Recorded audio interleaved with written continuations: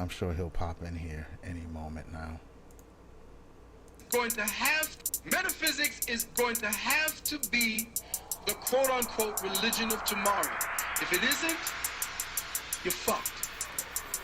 Totally and absolutely. This is definitely my favorite intro song of all time. I love it.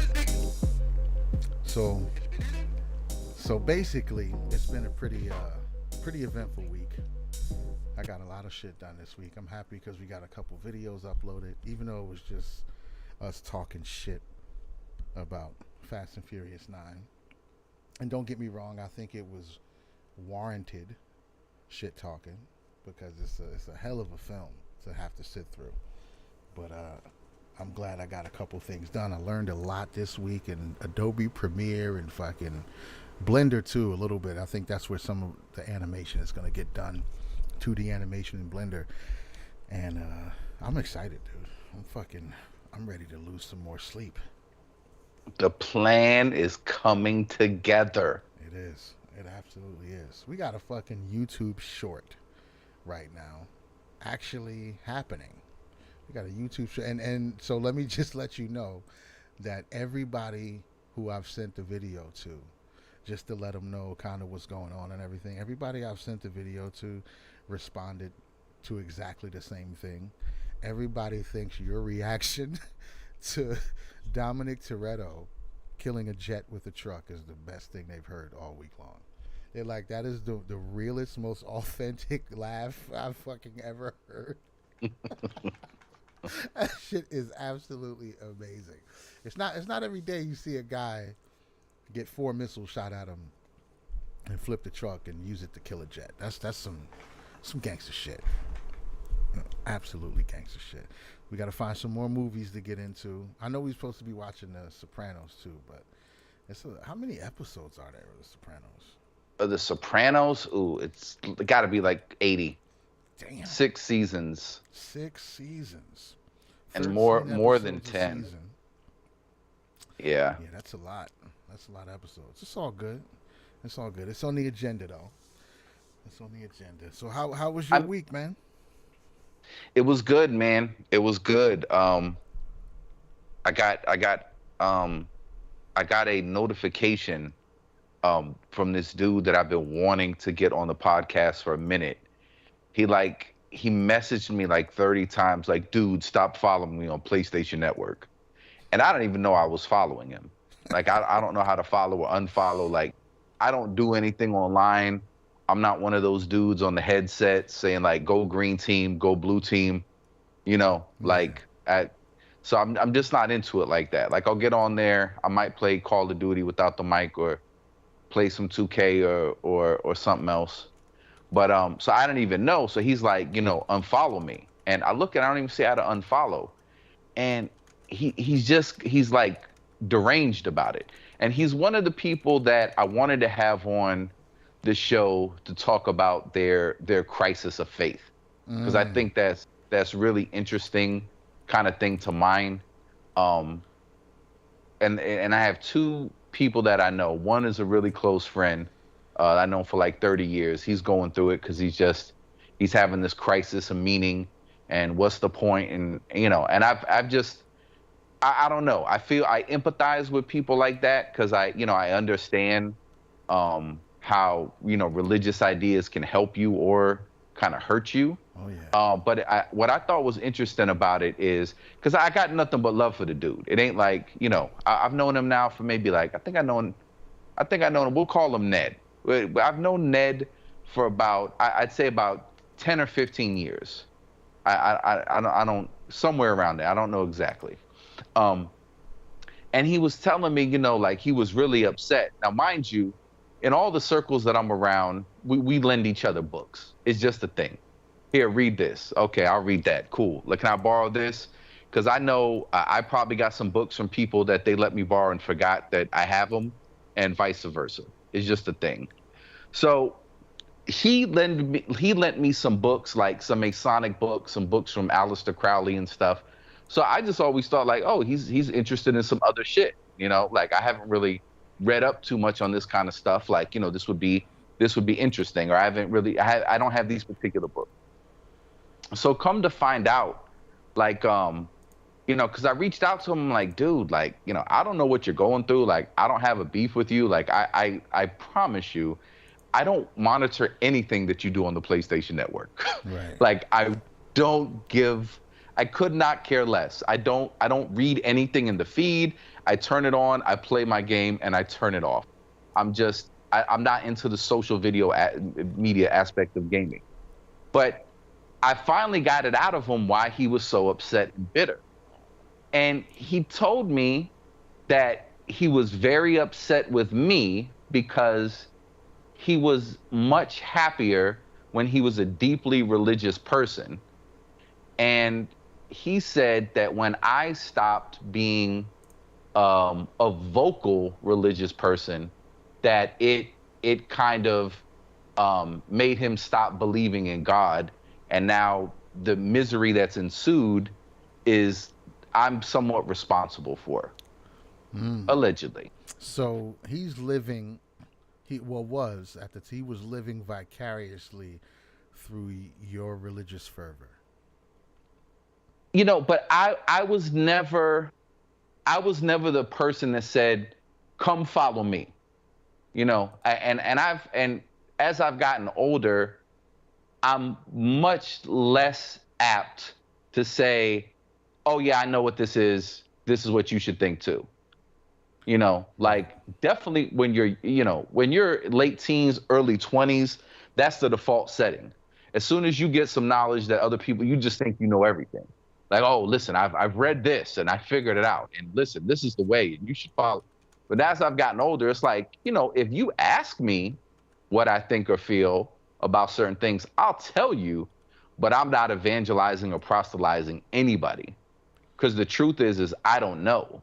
But he kind of had some bitterness towards me and a couple other people because he was saying, you guys made me think that, this religious knowledge and God was cool. And then y'all went in a different direction, and that kind of, but what I told this to my other friend who was kind of on the same thing, not holding me accountable, but like, I don't know what to believe anymore. It's like, if you have a set of principles that are bringing meaning into your life, that are making you happy, that are making you productive, why do you need to know what the frame is made out of? Like, if you're eating at a table and all you see is the tablecloth, right? For all you know, it could be a tablecloth suspended in air. It's magic, right? If it's holding up the food and the food is nourishing you and you got a comfortable seat and you're eating just fine, what does it matter what's holding the tablecloth up? Right. Is it a glass table? Is it a wood table? Is it a table that says you have to cut your dick skin off? What does the table really think? Like, we're maybe looking too much into it, and I think I almost feel like there was, and this is what I've kind of come to accept, that I think I've been kind of trying to obfuscate and not take responsibility for or acknowledge, because it feels uncomfortable and it feels a little unfair, but I think it just might be the reality of it. I think I've met people in my life who almost want me to give them permission to be religious, and that just seems silly to me. Well, I got something for you, because I think I might know where some of this is coming from. Now, there's a cognitive dissonance factor that has to get introduced here too. That's part of the math that's happening, because if you've proven yourself to be reliable intellectually, you get good points, you do the research, you have good comebacks when people pull up a disagreement, you have another way to frame it, and you can kind of move people off their positions. And not to say that that's what you set out to do, but if you retain the information when you're reading, and you can recall the information when you're talking to people, not very many people are doing deep research on the things that they accept in their life. That's just the facts. most people who go to church consistently, they know bits and pieces of the Bible, but not very many of them have dived deep into figuring this shit out. And the people who, not like the people who debate it, the people who want the facts, they want the judo moves and shit. So once you've proved yourself to be agile like that intellectually, people start to attach things to you. I've been through this. They attach things to you. They say, okay, well, if you believe it, then it must be good.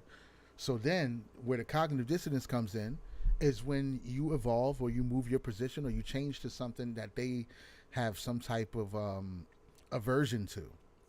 Now, you've already proven yourself as far as intellect goes. So now they can't just write you off and say, oh, well, you're dumb because you believe that. Now they got to question themselves. Because you've proven yourself. You already showed me how smart you are. So much so that I've kind of attached a lot of the things that I believe. I've filtered that through you. You've done the work already. So you bring something up, I jump right on it. If you say, damn, yeah, you got to watch Ancient Aliens. They dive in deep, and then that's their shit now. And then if you go a month later, yeah, that show kind of stupid. I'm into something else now. Instead of just following you, like they've gotten so invested in this other thing, now you're taking away this pillar. The problem is one of the legs on the table was the camaraderie and the approval that they got from agreeing with this topic with you. So when you remove yourself from it, you've removed the leg from the table. And now they don't feel as stable. The table feels wobbly now. So even if it's only rocking a little bit, that's enough to make you start getting curious. It's disturbed your comfort to a degree. So now they're curious. They want to look under the tablecloth. They want to check the other three legs. And so basically, just by living your life and evolving the way that people do, you've disrupted this person's entire structure because they attached it all to you instead of creating their own foundation. That's my guess, because I've gone through this with people before. I remember, I knew a guy. He was a music producer, local. And when I met this dude, he was a complete, degenerate, right? Complete degenerate. All kinds of drugs, all kinds of sexual improprieties. Well, not really impropriety. He wasn't married. He's a single young dude, so do whatever you want. But no rules, no regulations, all just everything. So much so, I hung out with him and his friends, rented a limousine one time. And I hung out with them. He was like, yo, you come chill. We're going to go to a couple clubs. I was like, all right, yeah, I'll go chill. When I got in the limousine, he introduced me as this my homeboy. He don't do no coke. That's the peer group that he had. He introduced me by pointing out the fact that I don't do no coke. That's who this guy right. was.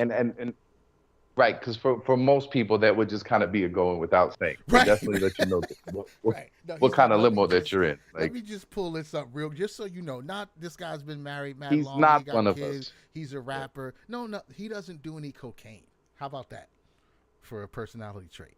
So that's who he was when I met him. We used to chill a lot. He asked me one time. He noticed that he said, I noticed you never call your wife a bitch when you're talking about her. And it was like, it was intriguing to him. He wanted to have a real heart-to-heart conversation about why I don't call my wife a bitch. Just like, not angry, oh, that bitch, but just like, oh, my bitch. Yeah, I was with my bitch. Like, just casually call her a bitch. So this tells you what his peer group was like. Right. Eventually, he starts changing a little bit. He gets married, has a couple kids, becomes deeply religious. I'm not deeply religious, right? So we used to get in these little spats online about it. Like, he would just, and never me coming to him like, yo, why you believe in Jesus now? It was always him coming to me like, Jesus don't like crystals or some shit like that. He'd be mad about something. I'm talking about meditation, and he'd be like, that meditation ain't nothing if you don't pray. Like, that kind of shit. And the more I brushed it off and the more I kicked it to the curb, he just got angrier and angrier. And I realized that it was because he trusted me so much with all these other things, all this shit that we had spoken about over the years. And he saw me acting it out in the real world. And he trusted my judgment so much on these specific topics. When it came to religion, and I just said, nah, son, I ain't with it. He couldn't deal with it. Because you can't, like anybody else, he could just be like, oh, well, you're an idiot because the Bible's true. But he knows I'm not an idiot. So it's very difficult to just write off the fact that I don't fuck with the organized religion, and it was creating some cognitive dissonance in him. So he eventually just drove a wedge in between the relationship that we had, to the point that we don't even talk to each other no more. And it was all, that's where it all stemmed from. If I was dumb, that's unfortunate. if I was dumb about 50 other things, then he could just be like, oh, you're also dumb about religion. And it would have been fine. We probably would have got along fine. This is just something we're not going to talk about. But because he trusted me so much with all these other things, he couldn't handle the fact that I wasn't on the same page as him with the religion. And again, it's because he put too much stock in his relationship to what I'm doing or where I stand on certain subjects. I know people who are super religious, and I don't really care. We don't talk about it. They know how I feel about it, but I'm not broken up because nobody cares. We see each other. Everybody's fine. We high five and smoke bud, and it's all good. But if you put too much stock in other people, you hitch your boat to their engine, and then they start going in directions you don't want to go, and you're helpless. What can you do? You've already tied yourself to them. So I think that's what it is. Yeah, I think it creates something too where what I believe may not be true because this person's not on board with it. Right. So if they're not on board with it and I respect what they think, the only way that I can stay confident in this position that I'm holding is if I get them on board. Then it validates that this is the way. And and what I told him is, I was like, look, dude, I apologize that you felt that way. Like, I don't feel like I did anything wrong because I never made any promises to anybody. Like, hey, if you do this, then this, it's like, hey, this is what I read. This is what I think. I'll lead a happy life. I'll share some knowledge with you if you want it, but I'm not saying like you have to do anything. Like, I'm just trying to figure it out as well. And because he specifically talked about me and Surreal. He was like, I really looked up to you guys and da da da da da. And I tried to be as empathetic as possible to him. And, but I told him, really direct. I said, look, I've always just been an open-minded person. I just want to know the truth. And so I've never been the type of person, if you introduce me to some information, I'm just not going to look it over. I know some people feel like, there's certain information that is just inherently evil and you should never look at it. If you look at it, it's going to doom you. Yeah. I've just, and we've talked about it on the show, before. Like, I got a lot of flack when I was a teenager reading the Malcolm X's biography. Right. He hates us. You're not supposed to read it. It's forbidden. You can't know this person's perspective because we're enemies. He said hateful things towards our group. And so our voodoo doll and his voodoo doll don't get along and we must be locked in. And I was like, nah, I've always been like, hey, if you show me something, I'll check it out. I'll look into it. Maybe it's true. Maybe it's not. Maybe I can extract some value from it and better myself or better my perspective without necessarily buying into the whole thing. Right. And I guess where I got a little frustrated is just like, you're not giving me any grace to be like, you're a human being. You're just trying to figure stuff out just like me. Like, you're putting me on a place that like when we've talked about this too, like, we would be much better cult leaders if we were just going around like Nature Boy and slapping people in the face right. and demanding their money. Right. People respond so much better to that. But if I'm like, look, I don't know, I'm in the same human condition as you. I'm looking around at the world around me just like you are and trying to make sense of it. Here's some of the things I've picked up as I've looked around, but I'm still figuring it out. And figuring it out can be a lifelong, quest or an endeavor. It is. But like all of the shit that you would consider evil or that would pull you away from your faith, like, these were all books I got from you. Like, you were looking into this, not me.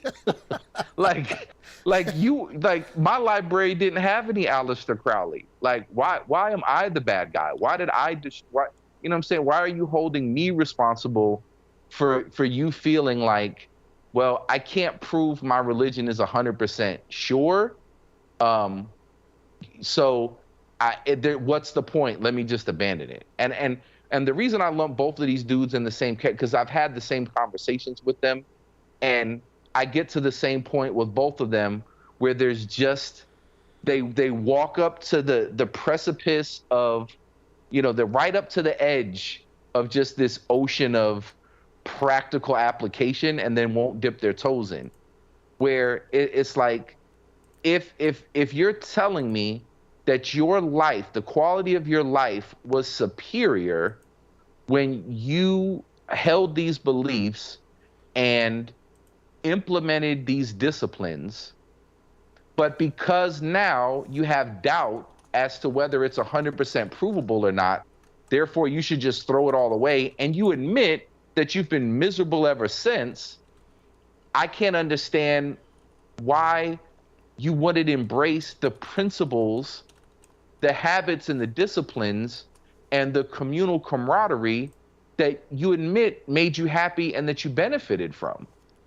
Like, well, it's all based on lies. Like, well, why are you so sure it's based on lies? Like, your position now is, well, it's just a book, so how can you just believe it?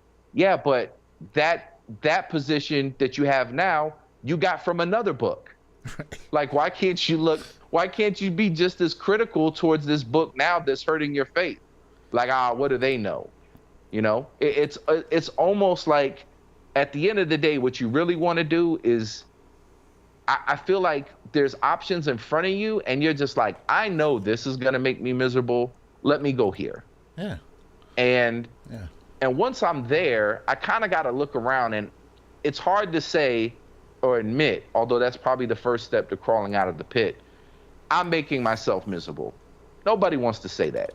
Nobody wants to say, like, I'm doing this to myself. I'm my own worst enemy. So I think it's easier to just start looking around and finding something. Well, you didn't do this for me when I was 8. If only my mother or father would have done this, then my life would have been different. Or if only, I didn't make this choice, and that's just a really unhealthy pattern of thinking. And if you attach your current predicament to somebody else's action, like, you're taking away all of your ability, you're taking away your agency and your power to change anything. Like, you're really just you're absolving yourself of all responsibility. And that's not to say that there's never bad things that happen to us that aren't our fault. Of course, that's universal. You're not the only person that's had bad things happen to them. No fault of their own. It happens. But I do think there's something to be said about harping on those negative thoughts where you're obsessed with the hurt and the failure, and instead of saying, well, what can I implement to go into another direction, your thoughts are primarily concerned with, well, who do I hold responsible for this? Who can I be angry at that I'm in this predicament? Rather than, what can I do to change the predicament? Right. So I don't know, man. Sometimes, and I even told my friend, I was like, dude, I believe in God, but I just don't talk about it. I don't tell other people that they should believe in God. And I also I'm also aware enough to know that it's a belief. And it might be a belief that's there just because these ideas were always around me from my childhood to now. Maybe I was cultured that way. Like, I get it, but I still choose to say, even though maybe it's programming, it's culture, or whatever, the geography, where you live is going to determine what you believe. Maybe that all goes into it. Yeah, those are all compelling, valid arguments. But if I'm honest with myself, when I'm alone with my thoughts and I think about what I want to do, or I'm thinking in terms of right or wrong, or if I feel like life is getting a little overwhelming and I need some guidance, or I don't know, empowerment, yeah, I pray. It gives me peace. But you don't, if you need to know that about me for it to make sense for you, right, there's something wrong there. Yep. Like, it shouldn't matter, but I guess I felt a little bad because I don't talk about God. I don't talk about I mock a lot of religious, ideas because I do think a lot of them are silly. But I think, there's been people around me that I guess have been hurt by it or feel a little oversensitive about it because they feel like um, I'm ruining it for them, and almost like they need my permission to believe. And it's like, nah, man, I encourage you, even if I didn't believe in God. Yeah. Yeah, dude. Believe whatever you want to believe. No, Yeah. a lot of people don't. They're not giving themselves those liberties, and that's one of the big things about organized religion. Anyway, is that, and not just organized religion, because I don't want to make it seem like it's some kind of scam that they're doing to keep people involved, but the humans in general, they like to organize around the principles that they accept and the things that they practice. It's very difficult for a lot of people to say, like, all right, I'm going to do this regardless of what everybody else is doing. This is the thing that's good for me, so I'm going to just live in that. I'm going to carry it out. That's why a lot of people don't do, I mean, even something as simple as meditation or yoga. It's not enough, people doing it. We're not getting together every Sunday and doing it. So people will write it off and say it's stupid. But if they were to go to, so same people, if they were to go to a park or something like that, and there was 500 people doing yoga, they might consider it. Because it's enough people that agree on it. So you get the camaraderie of it all. And these are people, like I said, these are people who are probably not really deep diving into the subjects and the things that they claim to really believe in. A lot of people just accept shit that makes them feel a certain way. It just might tickle your fancy the right way.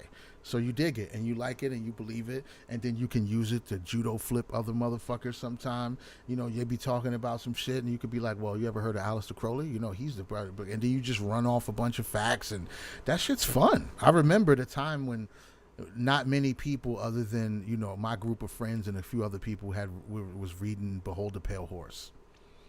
You know how many times I showed people the fucking pyramid on the dollar back in the 90s? Like, right. Like anytime the conversation would come up, and you see the owl? Right. There's an owl. There's an owl, and the fuck does that mean? It's owls got knowledge. They watch. They can see shit in the dark. So that means they watching us when we don't know they watching. Like, you just they prey in the dark. They're predators. Right. Yeah. They just make shit up. There's 13 arrows, 13 leaves, and 13 berries. And 13 is Feathers, an unlucky yeah. number. Or it's 13 colonies. Like, I like the unlucky 13 better. But people, they love it. I loved it. I love giving people shit that they had never heard of. You freaking see that look on their face when they're like, oh, shit. Wait, so, if you look real close in the dollar, you can see the towers burning. If you fold it the right way, the two towers are burning. And that's because they predicted it. Man. Oh, all right. That's just that thing, man. People roll like that, bro. And once they tie themselves to other people, it becomes very difficult for some reason, because they're tied in two places. They're tied to you and your perception of things, but they're also tied to their need to be right and do what they want to do. So when you change directions, they don't say, all right, I'm going to just go where you going. They've also staked a claim on this other thing. He sounded like he red-pilled himself, to be honest. Like he brought you some shit, you molded over, and then you changed your position. He was like, wait, hold on, wait, I thought you were get just stared at each other. That's hilarious though. That's an indefensible point. It is. I understand, and having a buddy, a friend, you want to talk them through it, and you want to be respectful and caring and preserve the camaraderie and all that shit. But that is an indefensible position. Period. You think this way, and it fucked me up. The way you think fucked me up, and the way I think, now I can't get back to my joy and my bliss because you changed your mind about something. That's some wild shit. And really, at the end of the day, I just want people to be happy, especially people that I love. Like, yo, dude, I want you to be happy. I want you to work through whatever's bothering you. And as far as like sunning people with knowledge, oh yeah, that was the modus operandi for that was the 90s. That's what I just remember, is just arguing. And I think we all got, gassed on those scenes in movies. I think there was one in Boys in the Hood. It's where the students arguing with the teacher. Right. It's like, actually, we all come from Africa. What you're telling us is complete bullshit. Mm-hmm. There's the Bushmen in Botswana. The human genome has been cracked. So there's just something about established conventional knowledge, but then you just being like, "Nah, I found out." I mean, it's total arrogance. Of course it appeals to but when you're growing and you're first starting to learn things, I think it makes sense as a teenager and in your early 20s that you would approach it like that. But now being old, like all that shit just seems so stupid to me. It's really dumb. It's dumb. It's a waste of energy. And the reality is, I don't know shit. And anybody that knows anything knows that they don't know shit. What you actually know is you're familiar with the speculations of other people, but Right. nobody knows. Nobody knows. That's why we're all frantic and looking for something solid to hold on to ground us and to give us purpose. And for some people, it's their family. For some people, it's their job. For some people, it's their religion, right? For some people, it's their addiction. But everybody's got to have, like, there's something. This is why I wake up in the morning. This is why I do what I do. This is how I know the ground that I'm standing on is firm. And I think I think it's more important to everybody around you to be happy. Because if you're not happy, you're not really much value to the people around you. Yeah. If you're just miserable, Or So yourself. people think, yeah, but I think, and this comes up too in some of these conversations. People think that there's righteousness in being like a one-man martyr with no apparent cause. Like there's suffering in the world. If you're aware that there's suffering in the world, how could you be happy? If you're happy, somehow that's being complicit with the causation of that suffering, Right. and you're no better. Right. So the way that you demonstrate that you're morally aware and concerned is by imposing misery on yourself. And I remember when I was young adopting that notion that there was some sort of virtue in that. But there's not a virtue in being miserable for misery's sake. Like that doesn't make you more in tune with this universal misery that people are experiencing. That's a If game you can anything, play. You can definitely do it. You can definitely do it because a lot of people do. People create all kinds of systems and modalities to enhance their suffering in a way because they think it's going to appeal to some cosmic being or something. There's a guy in India who decided to never walk anywhere again. I'm just going to roll on the ground. Yeah, he just rolls on the ground. And every year they have this pilgrimage from one town to another town where a temple is, where some holy man walked that route 1,000 years ago, possibly, and now people walk that route every year in India. And this guy says, "I'm gonna do it, but I'm not gonna do it on my feet. I'm gonna roll up the hill to the temple." And people follow him. They throw flowers at his feet, and they're like, "Oh my God, look what he's doing." There's another guy who said, "I'm never putting my hand down no more." Son raised his fist in the air and kept it there. He's been doing this shit for like 35 years. His hands all fucking gnarled and dead because the circulation's fucked up. His fingernails are all curled and uncut. His arm looks like fucking Voldemort. But this is what he decided to do with his experience because of whatever fucking reason. Like, I'm just going to hold my hand up in the air. Okay, go for it, B. The difference yeah, is, I don't think that guy, I don't think so. I'm not sure. But I don't think he's holding any type of metric in his head that makes him think he's better than you for not holding, because you don't hold your hand up. I think he knows that this is just something he chose to do, and he's not trying to hold other people to the same standard. Because he's so convinced. I think when you're trying to hold other people to that type of standard of suffering and shit like that, is because you're not convinced of it either. And it goes right back to the whole group think camaraderie part of it. If the, right. you got to pull them in. If you don't pull them in, then I'm just here suffering by myself for no reason. I have to turn this outward and make it into a portal into judgment about other people. That's to me, that's the biggest sign of insecurity in your own belief system. When you're like, "I'm a vegan, dope, and you should be too. I'm out of here." I think you're not sure about your own position.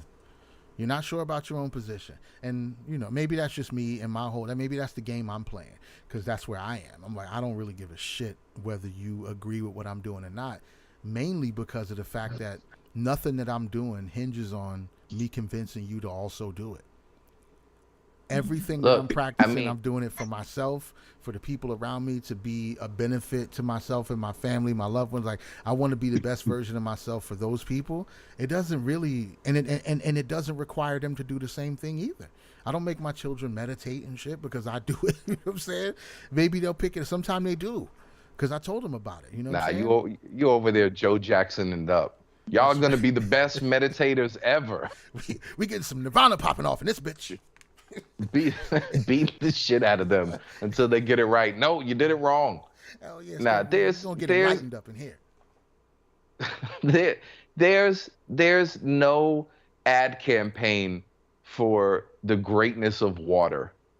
You Right, never have to right. go around and say like, have you ever fucked? Isn't fucking great? You should You should try be it. fucking. Yeah, you Like, should do it. have you ever heard of food? Food is great. Right. There's just certain things they don't, you don't need to sell people on. Like, and this was always my thing too with some of the silliness when people like, well, God wants you to do this or God needs you to do this, especially when it involves killing people up. Like, look, God needs you to strap on this suicide vest and take out a bus full of children. God needs you to do this.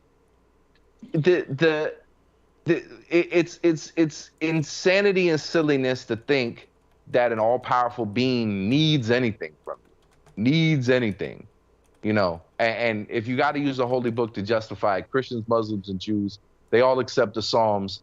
If I have cattle on 1,000, I have 1,000 cattle on a hill or cattle on 1,000 hills, I don't remember how it's worded, but he said if I was hungry I wouldn't ask you. Like, you really think I need these fucking goats and oxen? That's silly shit. That's for you guys. Right. That's not for me. And that makes more sense. If you're a god and you run the universe, but it's like, fuck, how am I going to eat? What if people stop believing in me and stop bringing me goats? It's silly. I'm gonna And be all emaciated up here in heaven and shit, wasting away because nobody's praying and bringing me sacrifices. I ain't got no money. Nobody's tithing. I'm fucked up here, son. That don't seem like silly. a good. And well, but it's the same thing about, like you said, I don't need to tell anybody, like, yo, this look, you see my life, you see my relationships, you see how I get along and how I get down, and like you said, somebody observed you and was like, hey, I have a respect for your thought process and the way that you lead your life. You're a genuine dude. Now that I believe in something, it's hard for me to believe in it if you're not coming along with me, because I've seen you and I respect you and I admire what you do. But that's the thing. You don't have, if something works, if something's good, like sex or food or water, it doesn't require all of that. So that's where all the debating and stuff just becomes silly. It's like, look, dude, I'm sorry you feel the way that you feel. I'm not trying to convince you one way or the other, and that's why I like our cult model, is because we're not obsessed about any of those little details about things that nobody can prove, that invariably are the cause for these deep lines in the sand of why people just cannot get together to do anything productive. Or there's all these fractured groups complaining about any number of things, but when the rubber meets the road and you really start talking about practical ways to start moving the globe in a different direction, it's like, nah, we can't do that because we disagree over this and we disagree over that. Well, don't all three? I know all three of you motherfuckers believe God only loves you and he's going to kill everybody else. I know that seems to be the reoccurring theme in all three of your stories.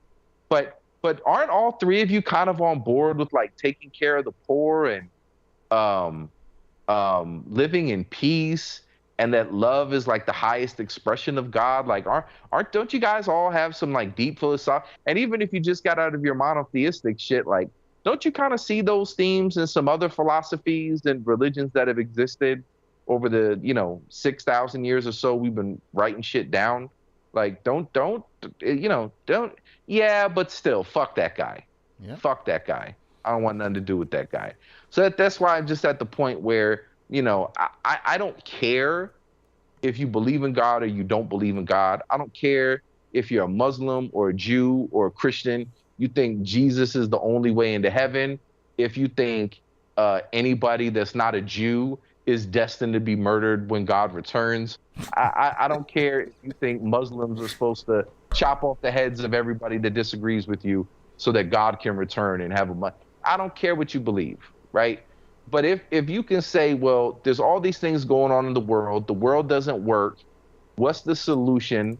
But to be independent and self-governed, and to do things in an orderly, equitable, and righteous fashion. Yeah, that to me is more important than arguing about shit that nobody can prove. At the end of the day, nobody can prove it. Nobody can prove that your God doesn't exist any more that you can prove God does exist. So since you can't prove one way or the other, if you're saying, when I believe God existed, I was infinitely more happy, my life was more ordered and productive, how can you deny the values of that discipline? Right. Why would you deprive yourself or deny your life from having those disciplines involved in your life if they're producing a beneficial outcome? That just seems silly. And with both of these dudes, I love them both. They come to that same point in the conversation where I'm miserable now, I was happy then, and I refuse to do the same things that I was doing when I was happy, because now I don't 100% believe that those disciplines are rooted in actual events. So you're more concerned about history, thousands of years ago than history a couple years ago. Like, maybe you can't prove the aliens built the pyramids, and gave human beings trinkets and laser guns and shit. I don't know, whatever your belief is. But you're like, when I did believe that the aliens built the pyramids, I was getting up early every day. I was exercising. I was eating right. I was happy. My friendships were flourishing. My relationships were flourishing. It's like, but you were there for that. You weren't there when the aliens built the pyramids, but you were there for that experience. How is that shit not real to you? What you actually experienced isn't real to you because the alien pyramid mythology isn't real? That's dumb. Okay, another mechanism. I don't want to say dumb. It's unwise. Right. Yeah. Another mechanism that humans are having a hard time dealing with. The part of our brain that assumes the worst has been right a lot more times than the part of our brain that assumes the best. And when I say that, what I'm talking about is the whole fear mechanic, right? So if you go back to some ancient shit, right? Joe Rogan talks about this a lot too. You go back to some ancient shit, when going outside the cave at night could mean that you get eaten by a saber-toothed tiger. You get murdered. Also, you could go outside the cave at night and have a great night. You could look up at the stars. No tiger can come eat you. It could be a beautiful night. But if you're afraid and you looking out that cave and all you see is the dark night out there, and you start imagining the fucking jaws and the claws that's going to tear into you as soon as you step foot out of the cave. If you choose to stay inside the cave and assume the worst, when you wake up in the morning, your brain is rewarding itself with dopamine because you were right. Even if there was no saber-toothed tiger in a 100-mile radius, your brain says you were right because you survived the night. So assuming the worst and being fearful and all of that shit is so much more real to the human brain than optimism. Because we're worried about being upset, we're worried about things not going the way we want. So even when I was growing up, my father wasn't a philosopher, but he taught me about assuming worst case scenarios, so that if that doesn't happen, then you'll be happy. So you assume the worst. If I go outside right now, somebody's gonna fucking kidnap me and kill me. So if you do go outside and you don't get kidnapped and killed, you're like, oh shit, it was great. No matter what happened, even if you just get kidnapped but not killed, that's better, because I was assuming I was gonna die. I didn't die, so that's a plus. Shit like that. Your brain is very good at creating worst case scenarios. So I think assume the worst case scenario, the fear, the depression, all of that shit feels a lot more real to a lot of people. Because on the other side, You tell them like, why don't you just get back to your shit, doing what you were doing? You can just, start studying harder again, get deeper into the books and whatever it takes. YouTube videos. Surround yourself with these ideas. Let it kind of inundate into your brain and get back into your psyche the way that it was when you were happy, and maybe you can bring yourself back to the same space. But assuming that you can do that feels less likely to the part of your brain that's processing probabilities. What seems more likely is I'm just going to be depressed and sad for the rest of my life. Your brain can totally be like, oh yeah, that we can do. But to think that I'm going to break myself out of this and I'm going to be awesome 6 months from now, I'm going to be the best version of myself I've ever been, your brain's like, probably not. Probably not. That's just the way it works. It's trying to save you from failure. It's not trying to hurt you. It's trying to streamline your experience. And failure and embarrassment are akin to death for the human psyche. They would rather die than just be wrong and fail or be embarrassed. So if you're going to try something new, your brain would rather talk you out of it and have you not try it, because then I successfully talked myself out of it, and I've convinced it was probably stupid anyway. I was going to go to the gym, but that's kind of dumb. You win. You didn't fail. Because if you do go to the gym and you get too tired and you only did 11 push-ups instead of 40, you failed. You suck. You're a fat bastard. You're a piece of shit. And you don't want that. So if you don't want that torrent of information and judgment coming from your own mind, working out is stupid. Then you get to just stay home and not fail. Yeah. But the other side of that coin is failure is part of success. Failure is part of, you have to fail to succeed. You can't be good at nothing without failing at it a whole lot. You're going to suck at it. But on the other side of that coin is regret. And regret is forever. If you talk yourself out of doing some shit that you really want to do, or want to take piano lessons, maybe next year, then you find yourself 75 years old on your fucking deathbed. I never played piano. That's the worst. That's worse than any failure. That's worse than playing the piano for 5 years and never getting good at it. At least I tried for 5 years. I learned a lot. I can play chopsticks. And, you got something out of it. But to just fail and not do it and not try and then have to live with the regret, that's a billion times worse than any embarrassment of failure, period. Hands down. People kill themselves over die regret. with regret. Right. Yeah, so that's just terrible. But I mean, that's how the brain is doing the mathematics of it all. I'd rather just talk you out of it so we don't fail and look stupid. So it's putting off a smaller discomfort while barreling towards one of the biggest and longest lasting discomforts you could ever experience. Yeah, and I can save people a lot of time. I when I knew a minuscule fraction of what I know now, I would never say I don't know. I would pontificate on the smallest modicum of knowledge I had about the subject and just stretch it out with as much filler, because God forbid you thought that I didn't know. And now that I know way more than I know, I love to say I got no fucking idea. I don't know. You know what? I need to look into that.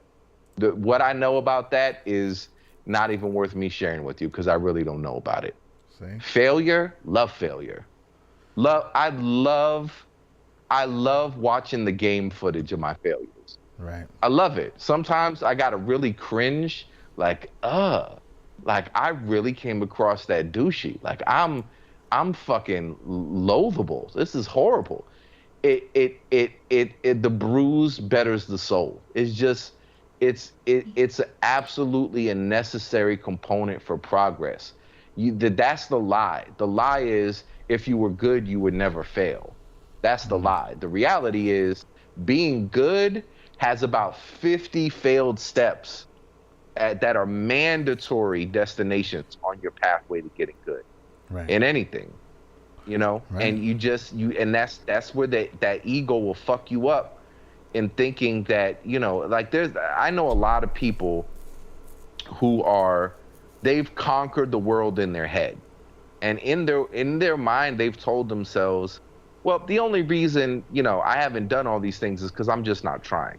But I totally could. If I just did it, I could.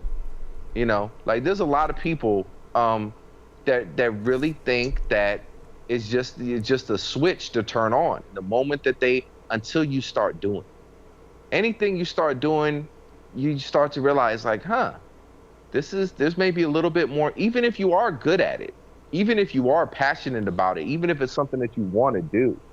In your head, what you think that's going to get it done, the reality is like, yeah, it's probably going to be more involved. Yeah. So, embrace failure, embrace embrace not knowing, like that's okay. Embrace the mystery of existence, and don't Don't be a bitch. I don't know, don't get so yeah, definitely don't do that. Don't be But a bitch. don't get caught up on the abstract. Like what one of the things, and it's in all religions, and I've gone into circles in all, like there's the Talmudic debates of just endless back and forth in every religion. There's people that are, and I'm more familiar with the ones that exist in Christianity than the others, but I would remember hearing people like argue about free will or predestination. They all got the left and the God right. knows. Yeah, but God knows everything that's going to happen. So if God knows everything that's going to happen, nobody could possibly have free will, because what the outcomes are already known. So those outcomes are destinies. Free will doesn't. And I would hear people argue about this endlessly. And I was just thinking, I was like, well, the main theme here is love and taking care of the poor, right? So I would just think it's like, we could spend our time sitting here arguing about this thing that neither one of you will either be able to prove, or we could go take care of some people that don't have any money. We could go find some people in need. But what if they're gay? And help them. What if they're gay? Well, if they're gay, then we can have some treats with them. I mean, what a delight. We found some... Yeah, what if they're whores? What if they're whores? And they have interracial sex with the enemy? The guys over there fucking pigs. Yeah, all kinds. There's always a reason. There's always a Always, reason. bro. That's why shit falls apart. Humans are gonna human. Humans are gonna human. Yeah, humans are gonna human, but I think there's reason to try to appeal to their rational mind and their proclaimed ideals, right? To hold them accountable. To say it's like, look, you've got 30,000 different denominations, and y'all argue and quibble about interpreting various texts, or It's if a certain book should be included or not.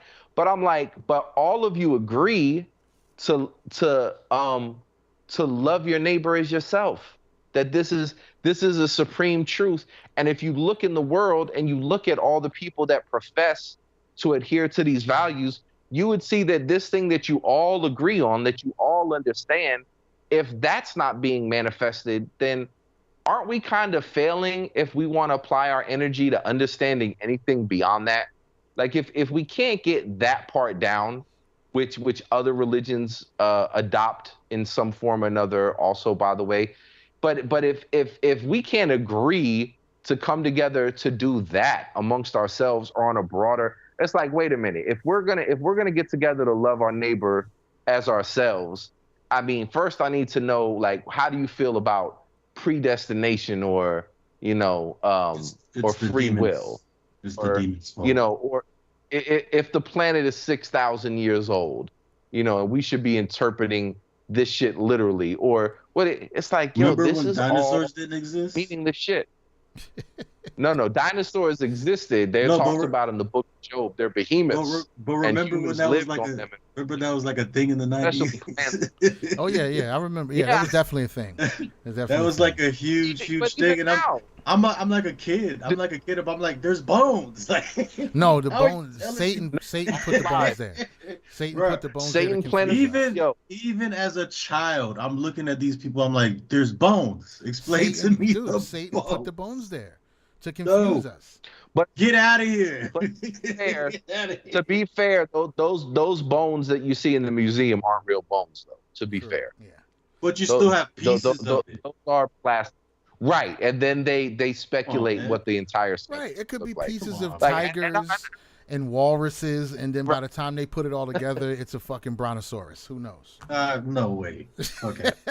Listen, I mean, It's like hard 30. to It's argue like 30 with- animals in one. They just get a couple of sloths and a couple of mammoths and like yeah, bro. put that together and make a T-Rex. Yeah, 100%. I had somebody tell me with a straight face that Satan has the power to, like, because at first I was like, so are the archaeologists all in on it? They're all lying, like they know they're lying and they're just keeping up the hoax? No, Satan put the bones in the ground to be discovered to discredit God. specifically to see people. Yeah, Man, yeah, evolution. One too, but Evolution is a big argument too. I'm like, you guys are ridiculous. You're telling me that we don't have the possibility of evolving from apes. You don't think some alien thing came down here, spermed on us, and then created to what we are today? Like, but no, but I'm just saying, like, you can still have term. Yeah, you can still have the same religion and belief, but you have to understand what's being said. Like, why do angels have to just be angels? Why are they not like fucking aliens? Like, why do they like correlate? Why are these things not like the same? Like, I don't know, man. I don't. As the older that I get, the less that I care, and it is what it is, man. Like I'm optimistic about a lot of things, but it's just like the argument of religion with people. I've learned like the older, and it just gets dumber and dumber.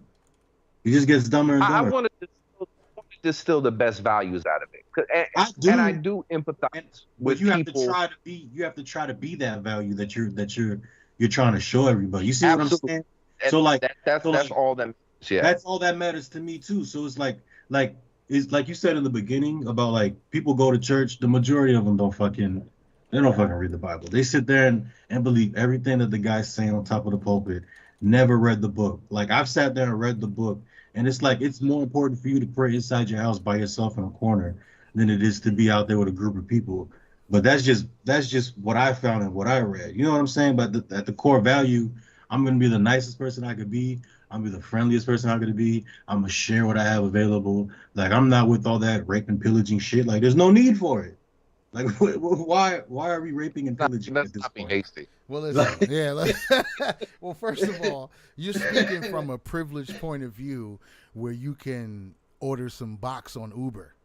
Yeah. That wasn't always the case. That wasn't always the case. Let me show you this world. Show you this world. First, that wasn't always the case. Second, over the last couple thousand years, only like 30% of men have reproduced. So you're in a very privileged position right now.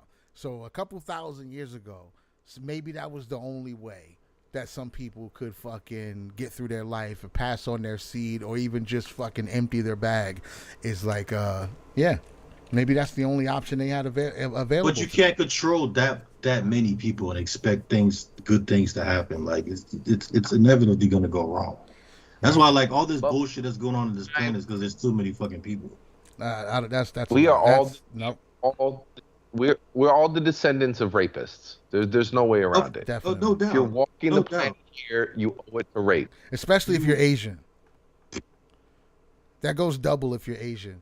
Just because that goes triple. That goes for triple for everybody, especially European, all of them. No, Asian for sure, because I think the most prolific breeder in our known human history is Genghis Khan. That motherfucker, I mean, he was being given so much box because of the power and influence that he had, not to mention how much he was taking. This dude has more people related to him on the planet right now than any other one human. Holy shit. I think, keep in mind, China's got like 1.5 billion people. I could be wrong on this. You can Google me and call me out if I am, but I'm pretty sure they crunched the numbers, and 1 out of every 250 people in China is a descendant of him. In a country of 1.5 billion. That's incredibly impressive. That's an impressive feat. I don't know if you want to call mass rape impressive. I'm just saying, like, to put that mark, he put a mark. He put a mark. He put a mark on the planet. Yeah, he did. He put more than a mark. Oh yeah, it's pretty serious. I mean, That's no joke, bro. That's a lot. I mean, and it's I almost thought was slinging unfathomable. dick like no man has ever Right, slinged right. dick There ever was no before. slow loving strokes. Like No, no, he was just putting it in and just going on to the next one. dude. I'm just. Hey, listen. He's the man. He was in complete control of his shit. And like I said, there's also a lot of speculation about how much box was given to him as tribute, which is also seen as sexual assault and rape because of power dynamics by some people, and how much of it was like a clear, straight up Genghis Khan just took it. You know what I'm saying? We don't really know.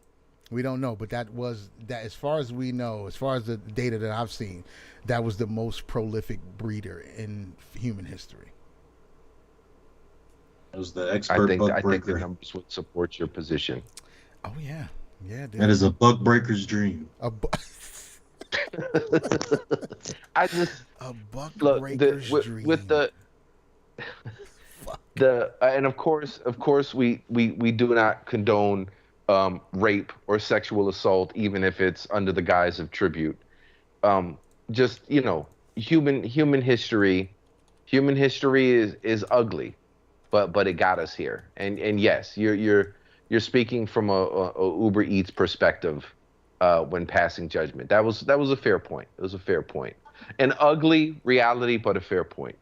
Yeah, dude. It is. I mean, it's you got a perspective that not a lot of men have had over time. Men have been overall in general have been very unsuccessful at breeding because but most women breed because they're all vying for the top. Well, those are cuck beta males.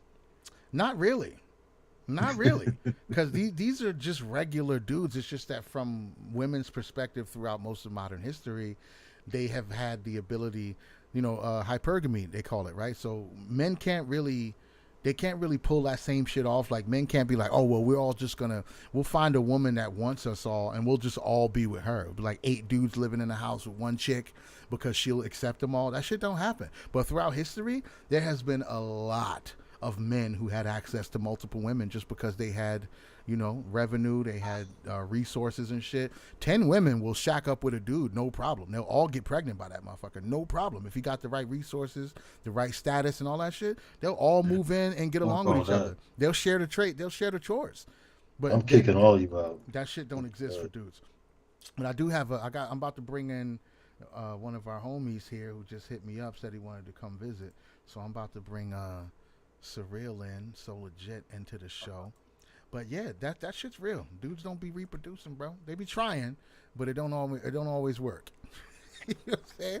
It don't always work. So, but I think most of us are pretty lucky with the time that we live in right now, especially us here, because we actually have, been. This is the greatest moment in history. We absolutely, yeah, definitely. I don't think there was as a time. far as we know. I don't think there was a time in human history that was as privileged overall in general as it is now. I think When it people comes are to more warring privileged now and than they've ever fighting, been. I think we're doing pretty good. Yeah, probably. It's a little bit less war right now. I mean, there's still war. It's just like But it's just not like, that's just a state of being for humans. Like there's always a reason to blow somebody's shit up. There's always a reason to send a few thousand soldiers in to fuck something up. No matter how small the conflict is, that's just how we do things here. So down to a block. Can you imagine like there's people doing that like on a nation level? Like, like just Hitler taking over like half of Europe, and then like in somewhere in East LA, there's like 2 guys fighting for like 10 blocks. Like same amount of violence. As above, so below. It don't stop. And then if you go trickle down even farther than that, you go to the playground somewhere and there's a little kid hitting another kid in the head with a shoe. That's just what happens. I just saw him at the beach. It's absolutely factual and fair to say there's never been per capita less rape and violence ever in the history of the world. That's a win. I'm sorry. Even if you're mad, people aren't using your pronouns, you're being misgendered at the bathroom. Like, I get, that's all. We got stuff we still need to work on. But for the most part, I don't think humans are allowed. We shouldn't really be allowed to complain right now. Historical context, there's not a lot to complain about right now. You can still be mad and you can still complain, but you got to keep it in context. Yeah. Let's put it all in perspective. Let's just keep it real. Let's just keep it real. Just the fact that we have, I mean, just the amount of escapism that's available to human. Like, you know how good of an imagination you had to have to like daydream during a depression or some shit like that, to just fuck off and do nothing during some of the worst times in human history. Like, now all you got to do is wake up and just go to Pornhub. Fuck yeah, it. not dressing up all the dead rats and making little dioramas of them before your mother has to cook them because there's no food. Nah, you It's can Could be great. worse. People get sick, get a shot. Some die. and sometimes not in that order. Sometimes they get a shot, then get sick and die. You never know. Oh. But I still think we're doing pretty good. Depends if So we yeah, got we're bad hosts. Yeah. yeah, we didn't even ahead, introduce I'll let our you- brother came in so legit. Surreal is here. What's going on, family? I'm chilling, man. I'm chilling. Just saw that you guys were on. Was like, oh shit, meeting of the minds. Baby.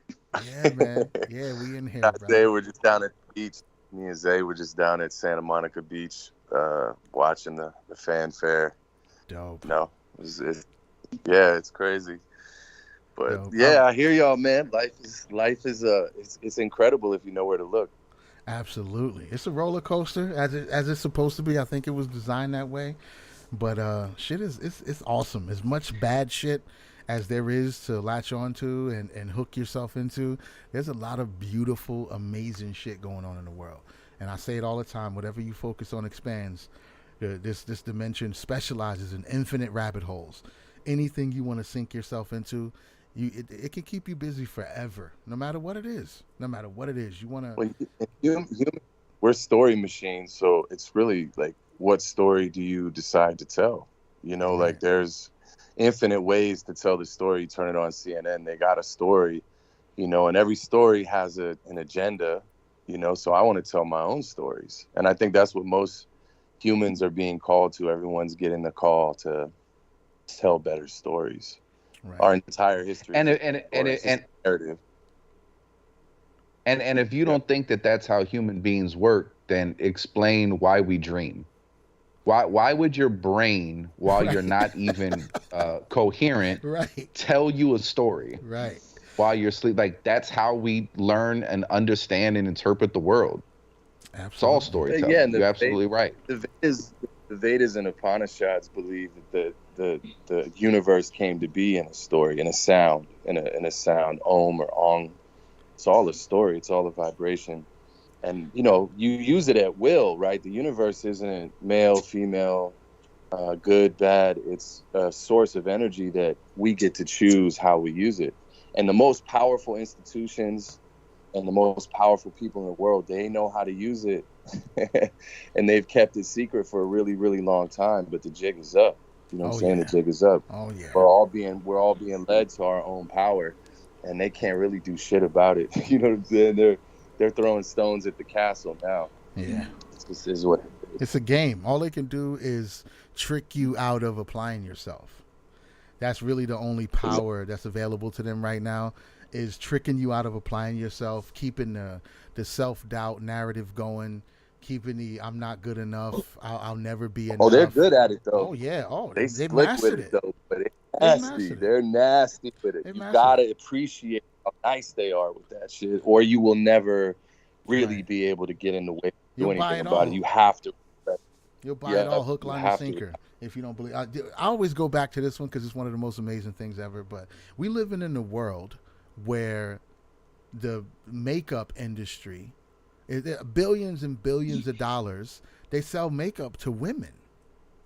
Like Right. the woman is the icon for beauty. Like that's the reason that we know things are beautiful, is because of our relationship with women. Everything that we think is beautiful in this world has some kind of connection to it, to women. Like even flowers or people who like cars and shit. The cars are shaped like women. Like all of it goes back to our relationship with taking in information about women, and we've convinced them that they need fake eyelashes, they need fucking butt implants. They convinced themselves, so we didn't. No. It was a system. It was an absolute attack. People came up with psychological attacks to sell women razors and eyeshadow and shit like that. They didn't say, "Oh, this will be a cool thing to try." They was like, "Oh, your husband won't love you if you don't fucking shave." Like it was psychological attacks from top to bottom. We convinced the icon of beauty that it needed beauty products. If you can do that, you can do fucking anything. When that's scalable, though, it goes all across. It's not just women; it's all of us. We're all being fed some other thing, some external thing that's gonna do it. When like your being is like everything. You know what I'm saying? Like you could do anything if you center yourself, and that's the whole 3-card money. Because it's over here. It's fame. It's a car. It's this diet. It's everything. Right. And that's a powerful game they're playing, though. You have to appreciate that they understand that. Like when you watch The Shining, Stanley Kubrick is telling you in the way that he made that movie how the advertising industry works. If you're paying attention, he's doing all these really wild things, removing paintings and changing like the angle of the camera in ways to show you how deeply they have studied the human psyche. It's not a game like that. They're the most powerful people in the advertising agencies are psychologists. Yep, absolutely. We talked about recently how the guy figured out how to make women smoke cigarettes was by hiring beautiful women to walk around during the parade smoking cigarettes. And these women didn't even smoke. They were like models. He hired a bunch of models, just gave them cigarettes and told them to smoke. And just the way the brain functions, women saw attractive women smoking and was like, "Oh shit, maybe I should smoke too." That's not just, "Oh, I got a good idea for a commercial." That's a psychological attack. That's warfare. They know how to get deep into your brain without you even realizing they got in there. You don't go to the store thinking, "Oh yeah, that Tide commercial was cool. I'm gonna buy some Tide." You just reach for the fucking bottle because it's been beamed into your brain so many times. You just lean more towards one product or the other, depending on. It's a frequency. It's a frequency. They know what they're doing. It has a signature to it. You know, music is the same thing. Like the most powerful ways we communicate, words are super dull. You know what I'm saying? It's like words are very dull. I always imagine how aliens will come down and we're going, and we're like barking at each other, and they're like, "What the fuck?" We think we're slick, right? I'm speaking French. I'm slick. I know Portuguese. We sound like fucking, we're lower on the totem pole with that shit, man. And that's what humans are really waking up to, is how small we really are in the cosmic understanding of life, and the hubris we've had all this time, like poking things with sticks, like, look at this, I can prove that this is real and everything else isn't real. It's like, okay, all right. And it just keeps opening itself up. Every time we figure something, or we think we figure something out, we advance enough to get better tools and better machines, and that shit changes our opinions. It changes our information. It changes our books and everything. And that should tell you, right? James Webb. Oh, the James Webb. Like, think of the timing of all of this. They start admitting ETs are real because they're not going to be able to hide it any longer. They've known. I used to live right across the street from Northrop Grumman. You can feel it, bro. And that's where they were building that telescope, was literally across the street from my house in Redondo Beach. And they knew, and like the timing and the mathematics of it being fully operational in the year 2022, or, you know what I'm saying? Like, where we are astrologically, they're going to be getting pictures back where we're just like, in like 2 or 3 years, we're like, oh my God, like we had no idea what was out there. You know what I'm saying? Because it's dealing with the redshift. The issue we had was that we couldn't see deep enough into the spectrum to see what they want to see the Big Bang. Humans are stuck on that, which is fucking hilarious. They just want to prove their version of how the universe came to be, right? They're like, if we look back far enough, we can see it, but what we're going to see is something entirely different, similar to when you eat mushrooms and you think you know what the fuck's going on, and you realize you don't know anything. I hope it's just like a big, giant cosmic ass just blowing stars and space debris out, and it's like, that's why the universe is expanding. Like yeah, it's a look space vagina. Like that. It's a space vagina. It'll be a yoni for sure. Yeah, it'll be a yoni. It'll be a triangle. What else could it'll be a triangle, most likely. a big fucking gushing Vesica Pisces just floating out in space, and they're like, I think we finally found where we came from. Duh. Or either wait a few more years, build a better telescope, and then the universe will reveal even more to you. It's trolling at this point. Every time we make something better, we see more. Every time. Well, but that's how, and again, no disrespect to the material sciences, man. God bless them. Thank you for the phone. Not like look at how upgraded this show is now that Don got his new computer. This shit is crazy, right? Thank you. Thank you guys so much for figuring out physics and all that. But like, they of all people should know how little that actually is. Like, if you've looked at the light spectrum that we can even measure, and then you see the sliver of which humans can see, and then we have all this hubris about how the universe works. It's fucking, it's laughable. It's laughable. It is. It's funny. But it makes perfect sense when you think about our place here, what we represent, what we possibly came here to do, all these ideas. It makes perfect sense. Like we're going to name this thing an atom, because atom means it can no further be cut. You can't divide it anymore. And then what do they do to the atom? But you know what I didn't even realize, bro? I was studying because I'm deep in Kemetic stuff now, like super deep. And you know that's what they call God, is Atom, but with Atom. Yeah, Atum. Atum. Yeah. Atum. Yeah.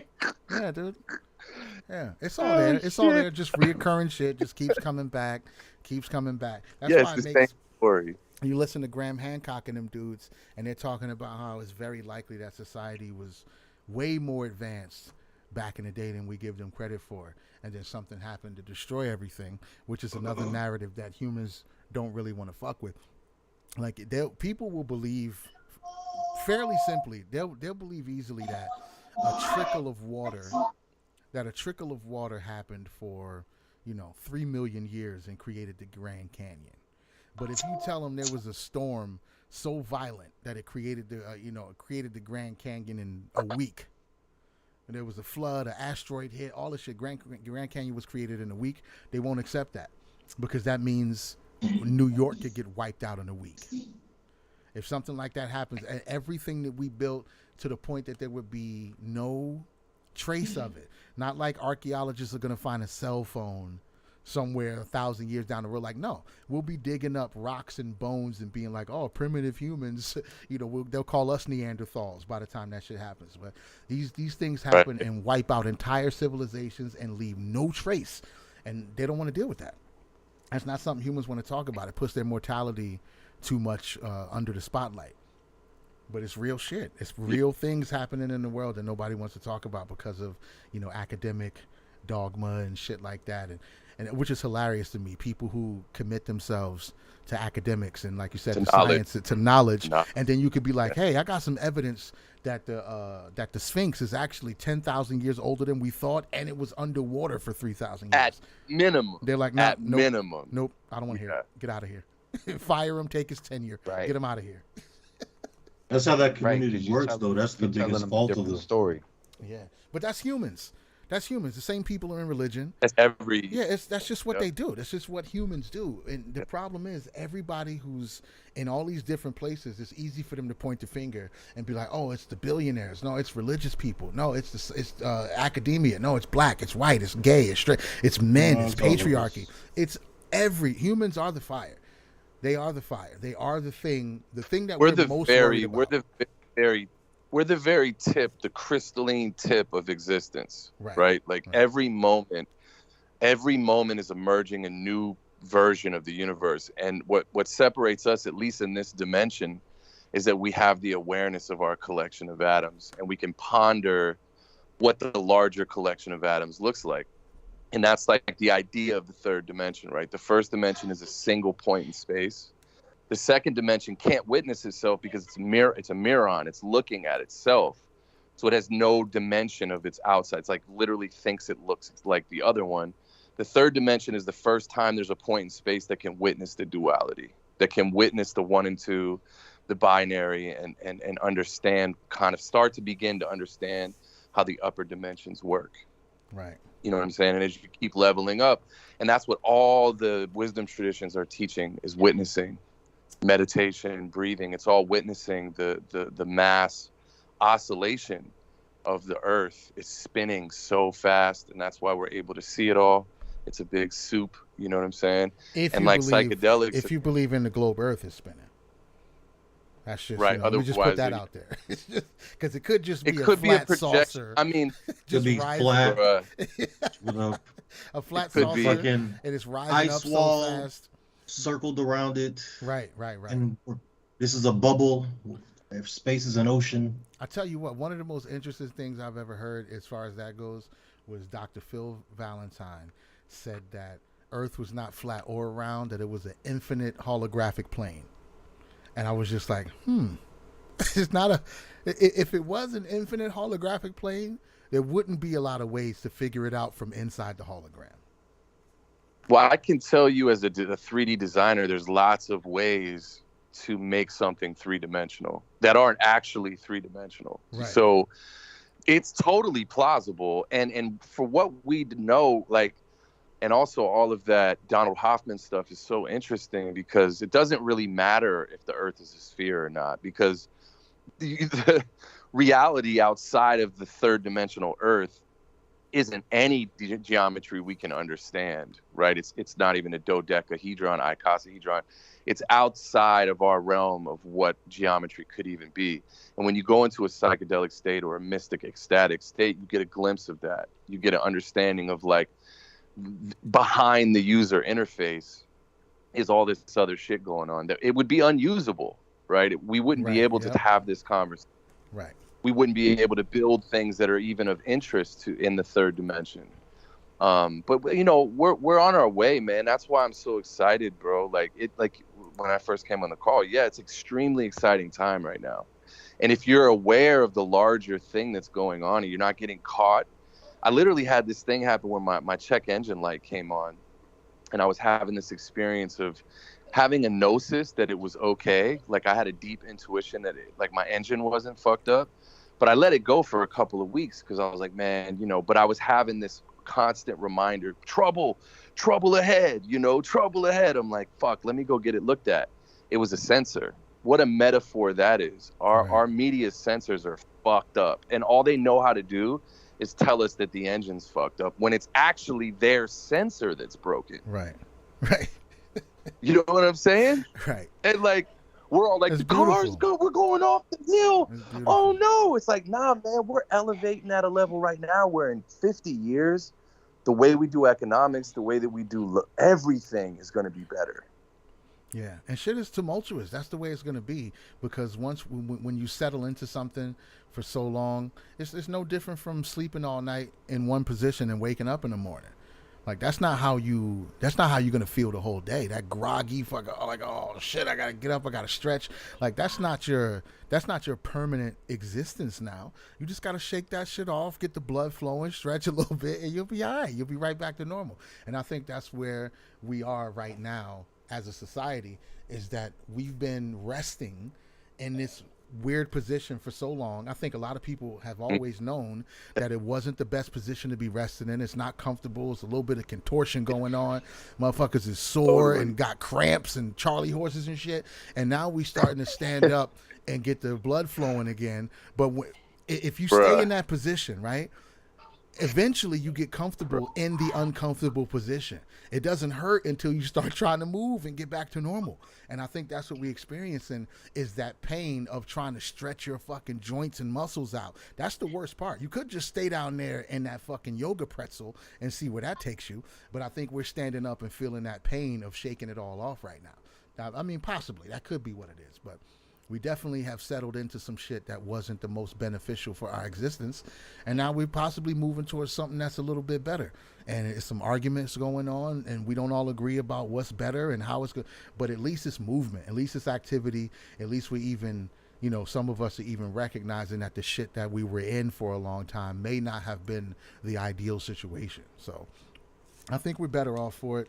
And all I can really speak for is, you know, myself and the people closest to me. I feel like we're all better off at this stage of our lives right now. I think we still got improvements. Of course, there's shit to do, there's shit to accomplish. But I think psychologically, emotionally, spiritually, the people who are closest to me are doing pretty decent right now. And I'm happy about that. I can't front. And it don't have a lot to do with politics, that's for sure. I just went through that, bro. I had a bad neck injury and had to get an adjustment. I couldn't walk for a month, and I had to like kind of deal with, wow, my body was in the wrong position for a decade, and that he gave me an adjustment to fix my shoulder, and I thought I was gonna die. You know what I'm saying? It's painful. Death, ego death, it doesn't really matter, bro. You do 5-MeO, DMT, and you die. You know what I'm saying? You take off your whole shit, it rips your skeleton out through your fucking mouth. And you have to, right? Because the thing we're all most afraid of is death.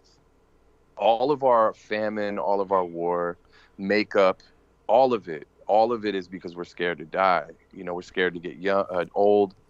And so like when we can face death before we die, you know, that's when you can really live, when you let go of the fear of death. And psychedelics do that on such a beautiful level. And I have to give you all a caveat. I am on some mushrooms right now. So if I'm talking sideways, yeah, but I was out and about doing the thug, man. So yeah. And I have a weekly practice with psychedelics now. I have to. I'm trying to do what I'm doing in my life. I have to crack open the veil, man, because it's so, if I don't, I get caught up again in the doubt and the anxiety and the fear and not living in my power. And that's what they feed off of that. Right. The system feeds off of us. Not, oh yeah. Exactly. Yeah. Oh yeah. I have to confront myself all the time, man. And I'm holding space now. I'm facilitating ceremonies and shit. And it's a whole different life when you can let go of the idea of like living forever, because it's a fucking illusion anyways. You know what I'm saying? Not in this form, not with this ego you have, but that's gonna be a relief. I realize now death is gonna be like the valve going and letting out all that pressure of density that we lived in. You know what I mean? And like I don't want to die right now. I got a lot to do in my life, but I'm less and less afraid to die every day. Yeah. You know? Only and it helps me. Only shrooms can bring that reality into like a positive format. Because I had the same thinking too. Like, because I see a lot of death too at the same time, and it just happens. Like, you'll be there. Your body's all warm. Your body's warm no matter what the condition of your organs are. But then like as soon as you die, like you get cold, and like you just fade. Like you're like something. You can see like something left, and it's like it's a scary reality. At the same time, it's like it's something that you have to come forward with at the end of the day, and what you choose to do with your life with it. It's that 21 grams. Absolutely. That's what left, right? Absolutely. Woo! That 21 grams. But nah, and go ahead. It's just the mech suit, right? It's just the mech suit, right? I mean, it's a way for God to see herself. Really, ultimately, like we're here so God can look at her face. She wants to see herself. You know what I'm saying? Yeah, the apertures. Oh yeah, apertures of the universe. You know what I'm saying? Let it look back at itself. But we know it's a illusion. Thing. Absolutely. What a beautiful thing, though. It can only do that through us. It can only do that through us. You know what I'm saying? The angels love us. They're jealous of us. You know what I'm saying? Like if you believe in that. They're not jealous, but they're like, damn, you know, like the way there's some hating ones. There's some hating. Well, of course there are. I know. I work in that. I'm in those realms all the time. You know what I'm saying? I know exactly what you're talking about. But like a lot of the wisdom traditions, people who deal in this, you know, deal in states of consciousness, they all know that souls are trying to get here to the third dimension because it's so hard and fun. You know what I'm saying? Like when you get up in the upper dimensions and you're not in the material realm. This is the material realm. This is the place where you can take a bite of a peach and have an existential breakthrough. You know what I'm saying? Like how delicious a peach is, how good pussy is. You know what I'm saying? Like how good a song can be. This is where that gets to take place. But the trade-off is this shit is hella difficult here. It's hard to be a human being. It's difficult. You have to confront mortality on a day-to-day basis. When you leave the third dimension and you're in the spirit, it doesn't really work like that anymore. You know what I'm saying? And they all want to come here. They're all buying to get here.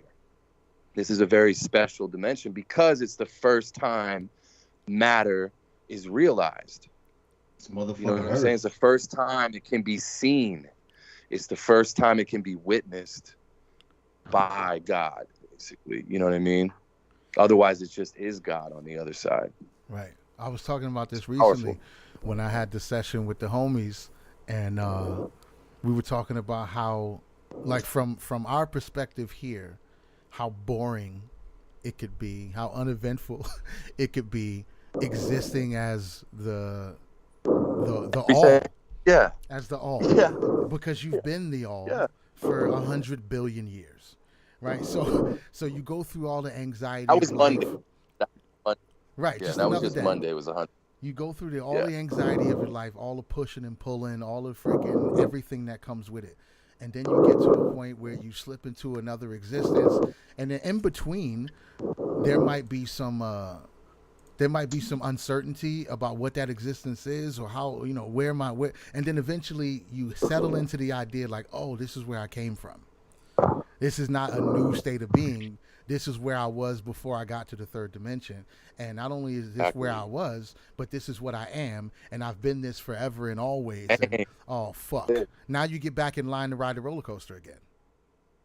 You know what I'm saying? Because you're like, fuck, yeah, dude. From here, it seems crazy. Man. But from over there, dude, it's like, bro, I've been God for 100 billion years, bro. Let me hop Disneyland, back on dog. Yes, Disneyland. Exactly. And real masters, the yogis and shit, they know it, bro. They live their life to the fullest. The difference is now we're being called to not be private Buddhas. So if we get that enlightenment, we get that wisdom, we got to take it to the streets. There's no more going up in the hill, in the mountain, and ignoring everybody, right? All humans need a taste of that satori in the Japanese Zen, that light flickering on, you know what I'm saying? And I remember when I first was starting to have my awakening, probably like 8-9 years ago, I was studying Zen Buddhism, and there's this thing called satori, and the way they explain it is you're in a dark room and they tell you there's a snake in the room, like a big giant snake, and you're scared out of your mind. And then the light flickers on for 1 minute. It's just a big rope. It's not a snake. You know what I'm saying? And then now, how do you live your life? You may not have the light on the whole time. You have to remember it's not a snake. It's powerful shit. That you're not. Yeah, man. It's we need to bring it into business. We need to bring it in everywhere. We got to bring it with us. We got to take it into the streets, bro. This awareness. Powerful shit. That's what we're here to do. That's what's going on right now. And I think that's why we have this web, this connectivity between everybody, interconnectivity between everybody. Right now, we're pretty much just using it. What's that? Who's turning the sundial? Yeah. I think that's Cave Manistine turning the sundial, bro. Cave Manistine over there. Yeah, man, that's cool. Cave Manistine on the grindstone. I'm like, is this turning the sundial, bro? What is he doing? He's pushing the boulder in his wall. Yeah, I'm like, yo, this man's living out the Greek mythology as we speak. Sisyphus rolling the rock over there. He's carving the horses on the wall right, with another rock. Fucking Socrates over here in the cave.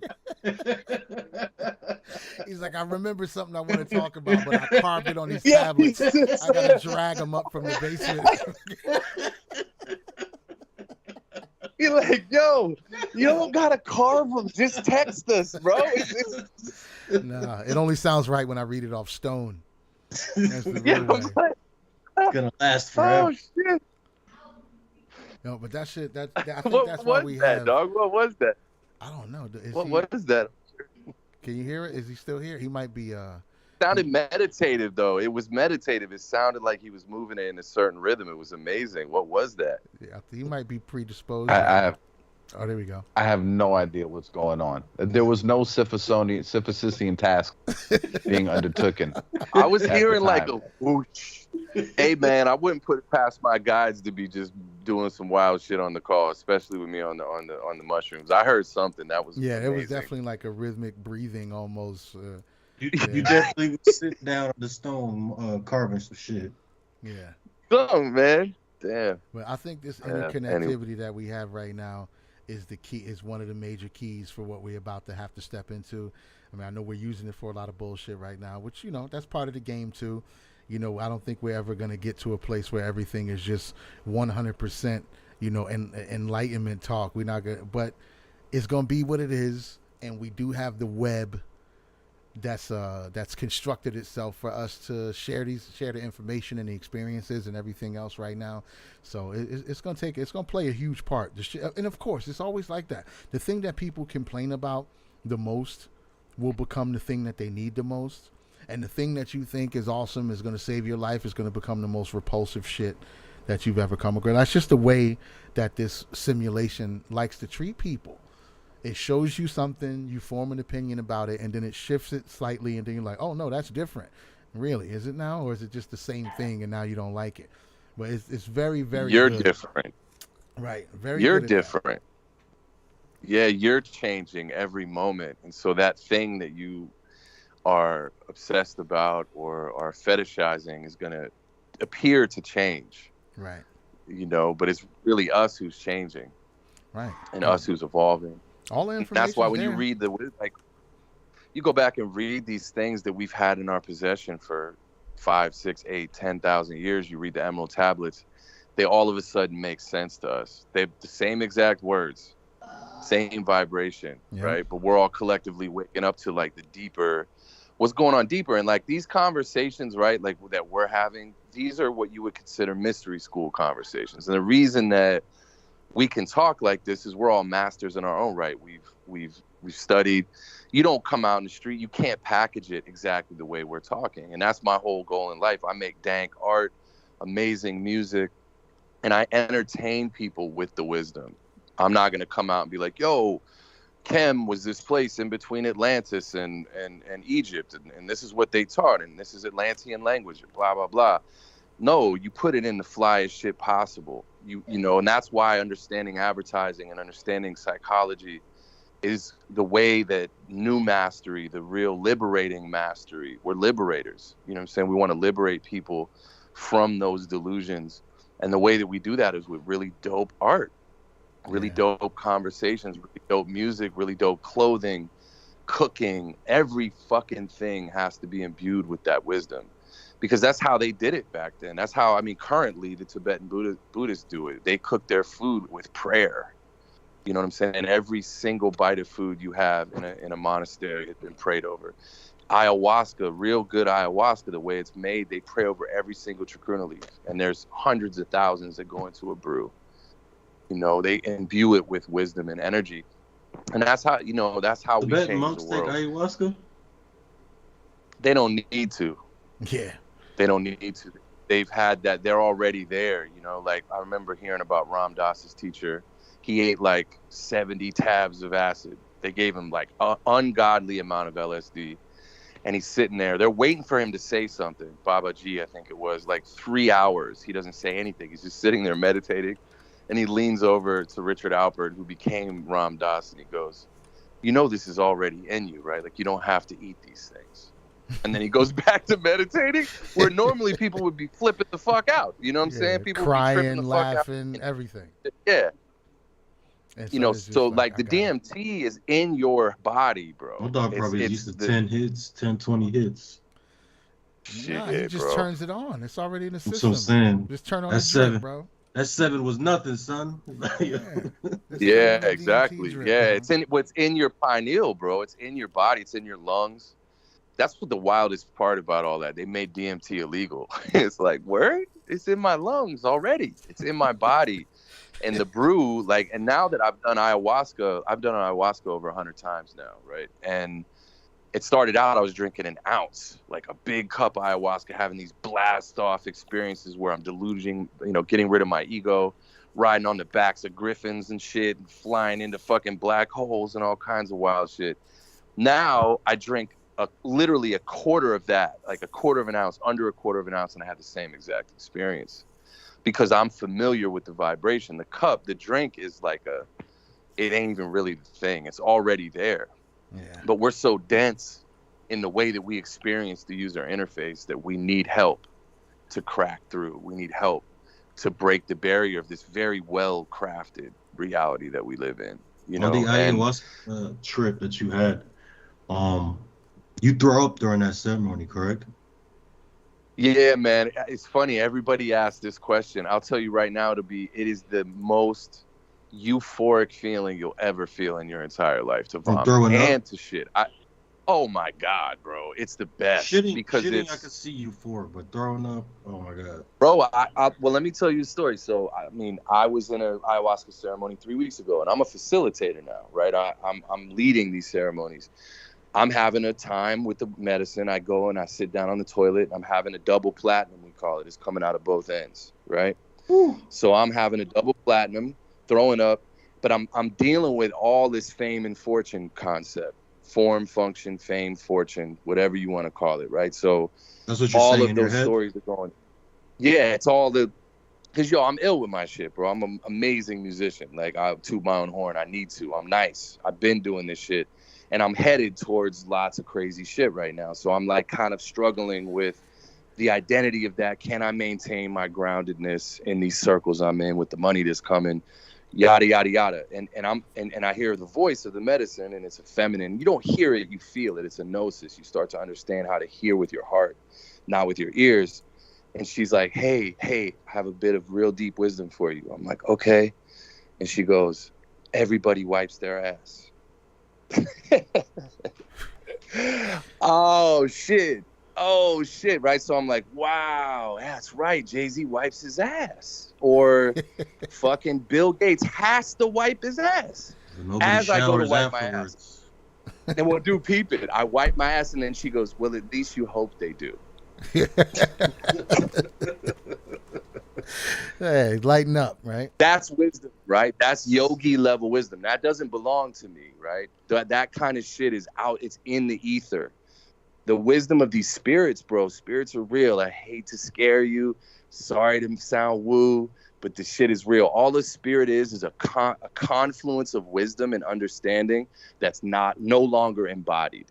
It's voodoo. It's powerful enough to teach from voodoo. Would you say voodoo or Buddha? Voodoo. Okay, yeah, exactly, bro. I deal in that. I deal in voodoo. You know what I'm saying? Like, but everyone sees voodoo as dark. Oh no, nah, man. They're already there. The dark part is not understanding them.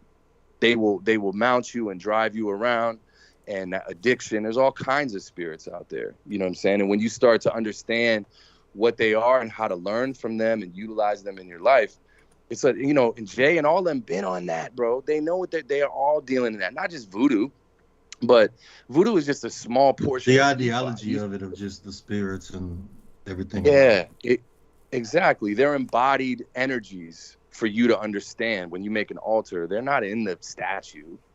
You know what I'm saying? But it helps us to interface in an anthropomorphic way. $2 word alert. We're able to deal with them in a human form, and like, oh, I'm going to embody Ogun today, which means I'm going to have a clear path. I'm not going to let the brush of anxiety and doubt get in the way. He's the God with the axe, or he's the God of steel. So he's the path clear. He goes out first and clears the path, so the rest of the Oisha can come. So you can embody that in your life and learn from it. It's very powerful, and we've lost a lot of that. We've let go of tradition. We've let go of the dealing in these larger states, but this medicine is proliferating across the world.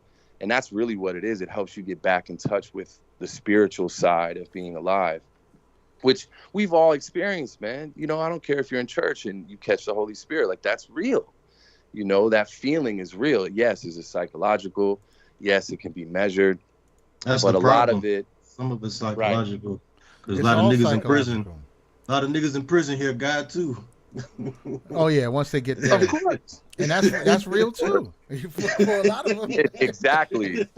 That might be the realest, because you're like, yo, It's probably more real. protect It's my more anus. real in prison. Hey, I hate to break it to you, but there's this dude named Paul who wrote the entire New Testament from prison. You know what I'm saying? Like Paul wrote the whole New Testament from prison. That's why God lives in prison. Prison. Yo, You know what I'm great saying? skit. I'll mark that one down. That's a great skit. Paul Yeah. and a prison setup.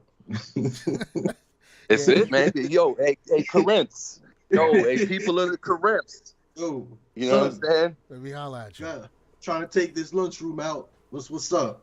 Trying to bring the Exactly. yayo in. Hey, man, look, hit my commissary with some motherfucking bread and wine. Same. I mean, Come on. Yeah, man.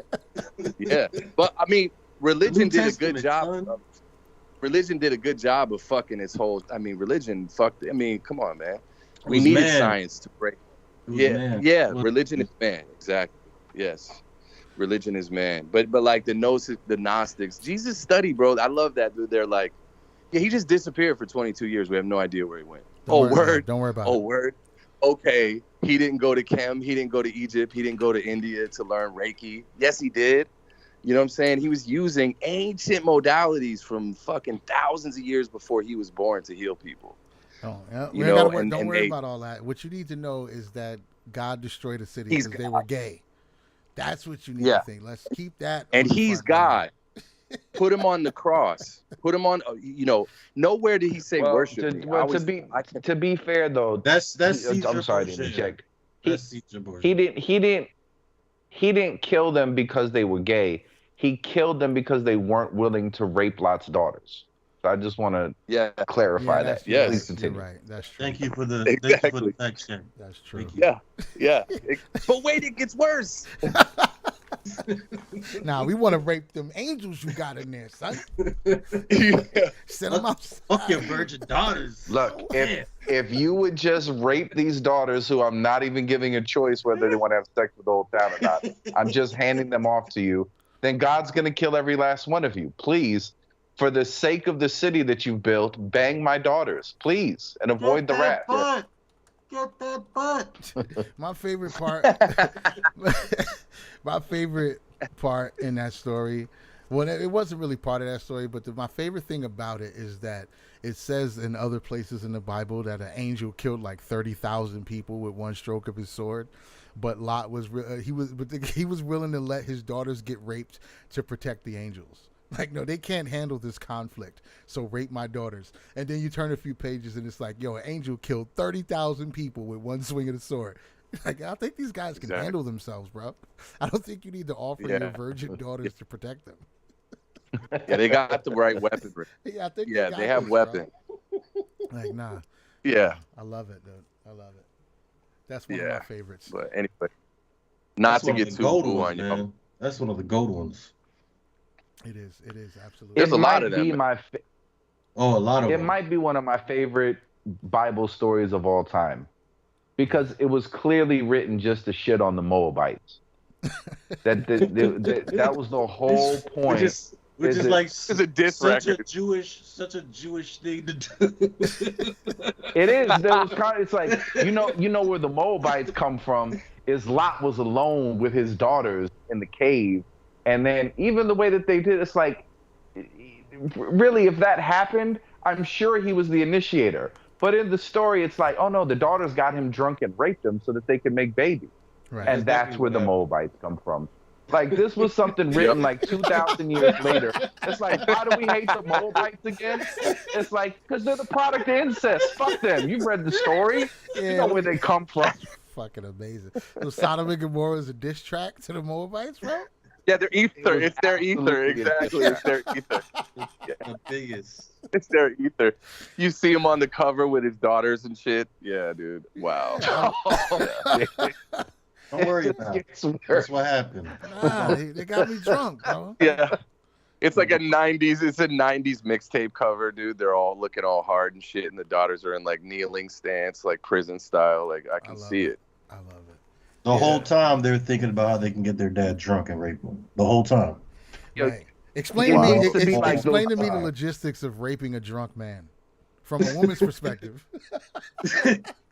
For some reason, how much easier can it get? Yeah. I feel like it might not work the way y'all planned it. Like, I understand how a dude could drug a woman and rape her. Dick. But yeah, right. How do you rape a drunk man though? Like, you just ruined the whole. It's not gonna work. It's not gonna work.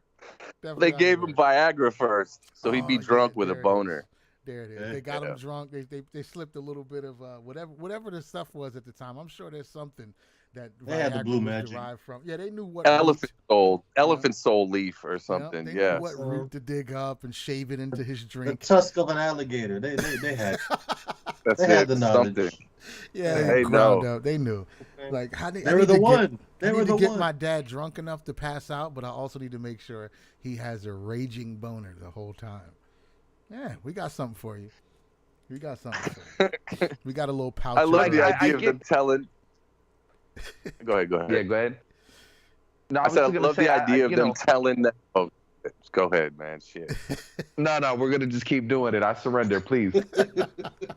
I was just gonna echo that. I love the idea of them telling it as a bedtime story, like you said. Like that's why we don't like the Moabites. They shut the book. Good the night. children. And why don't we like the Moabites children?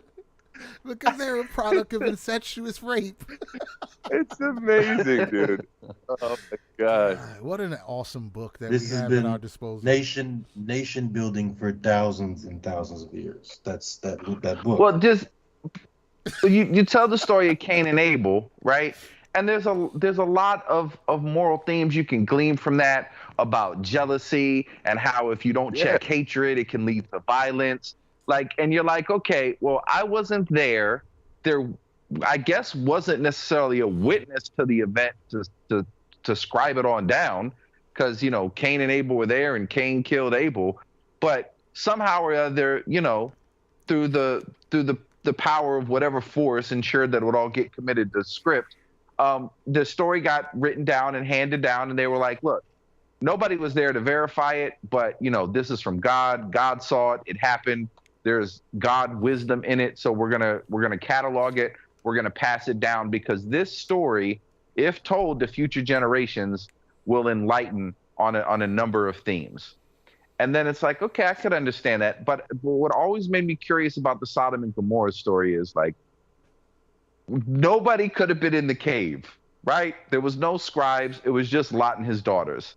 I don't know that they snitched on themselves, right?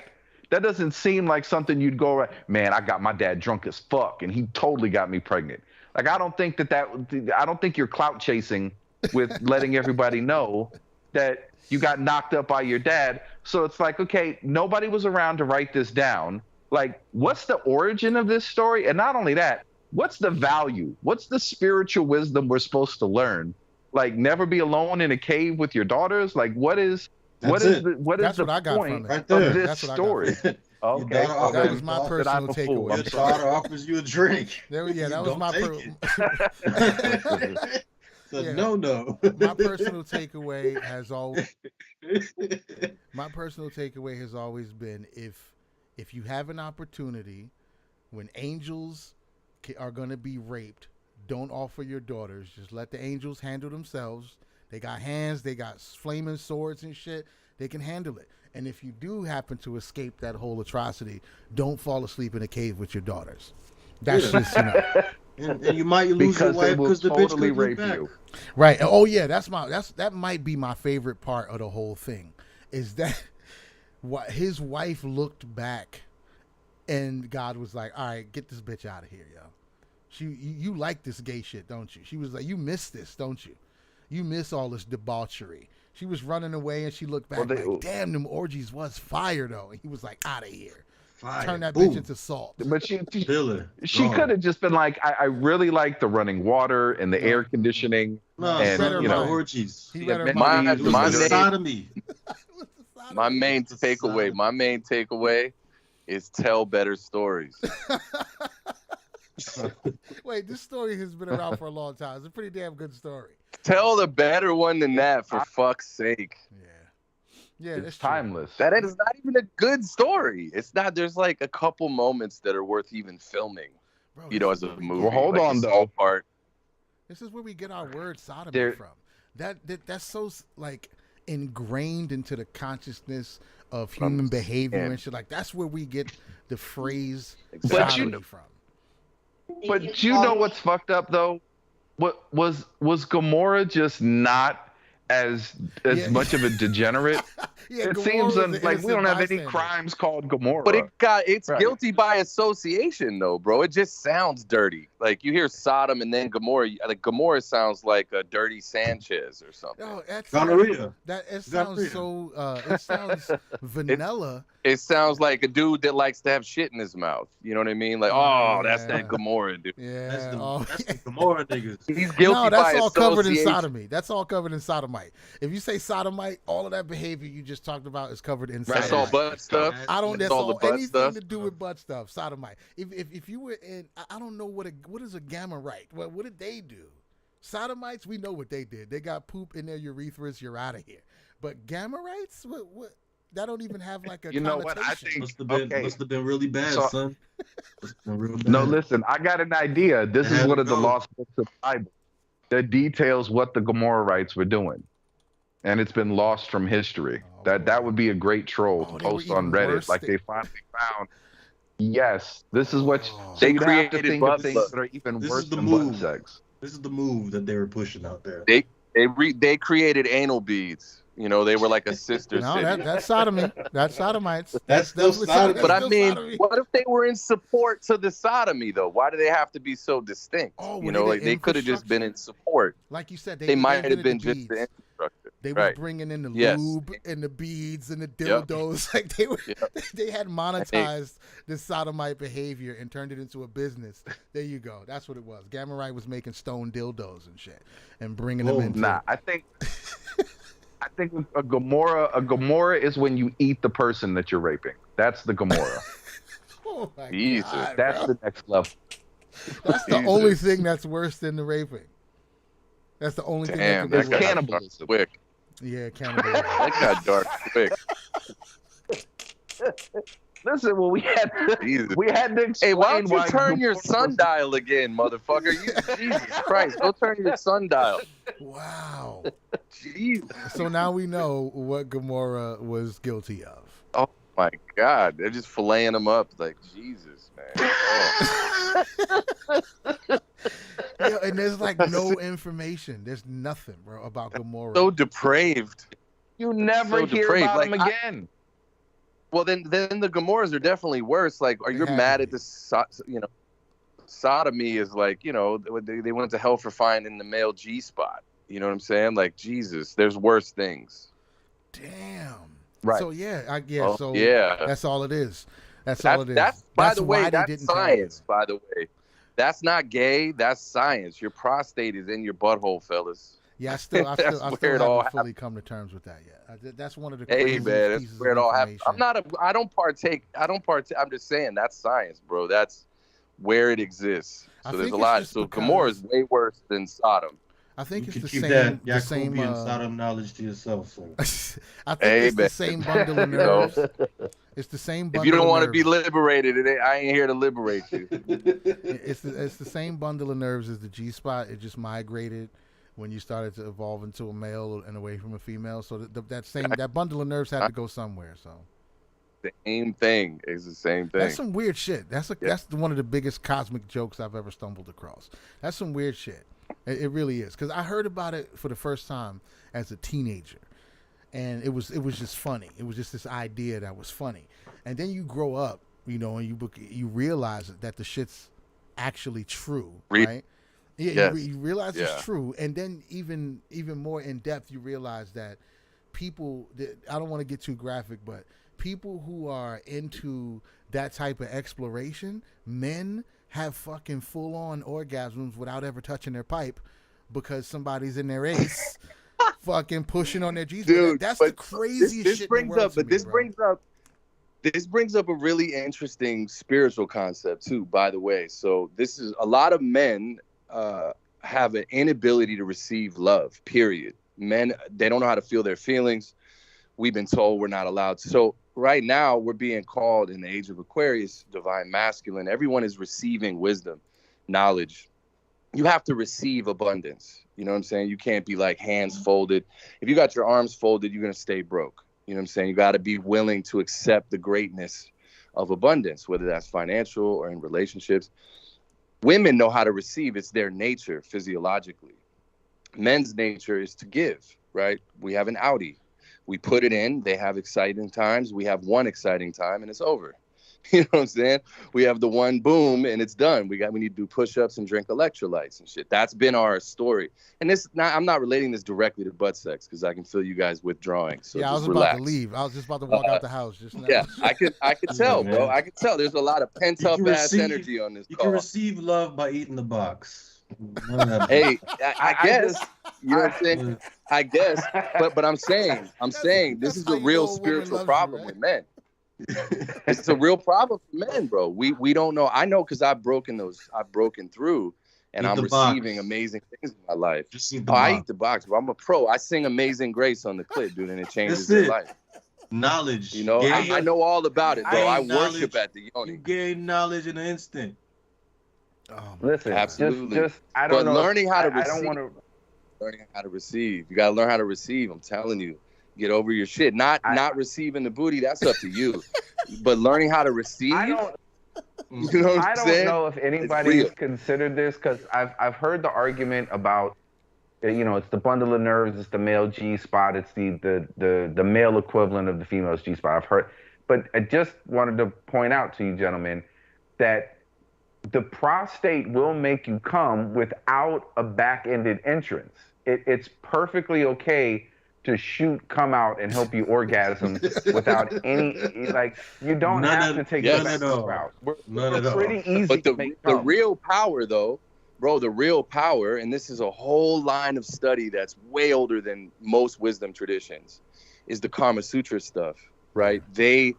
It's semen retention. That's what I practice nowadays, is semen retention, because that's the creative force. What's more powerful than that? You can make another human being with that.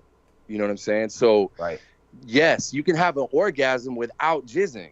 And that's a whole line of spirituality, a whole line of study that people see and call New Age, by the way, which is fucking hilarious. Compared to what? right. Compared to what? You know what I'm saying? So, again, it was a way in, pun intended, to a larger conversation about receptivity. That's a real thing men struggle with. That's like whether it's getting a hug. Like, we're so pent up. This man can't get a hug from another man. You can't hold another man's hand. Like, get the fuck. That's the gayest shit I ever heard in my life. Most dudes who are so pent up like that are the gayest dudes out there because they're so repressed. They're the ones driving down the street looking for male hookers and shit because they're so pent up in what they think masculinity looks like. Allegedly, you know what I'm saying? Allegedly. I don't know my pastors. It's happening right down the street. Weird. Exactly. Exactly. That's like he said. You can orgasm without actually shooting any jizz. That's like if a tree falls in the woods and there's nobody there to hear it. So like, if you orgasm and nothing comes out, did you actually? No, but that's true. That's a mystery. That's true though. I know exactly what you're talking about. But that is some wild shit though. That whole concept of a prostate, it's like that right there to me, that's the glitch in the matrix right there. That's the shit that blows the whole thing apart. Well, It's what's the female equivalent? The female equivalent. What's the female equivalent? There's no gland. Their entire thing. No, but it's not a gland though, is it? No, the G spot. But the prostate is a gland. Like they don't have a gland. No, right, because it is like ovaries. The location. Right, of the but prostate ovaries is and testicles are basically equivalent. Yeah. So I'm okay. Go ahead. Sorry, it's just the way anatomy works. It's just this says the location of it. That's all. That's all. The most important function of the prostate is the production of the fluid that, together with sperm cells from the testicles and other fluids from other glands, make up semen.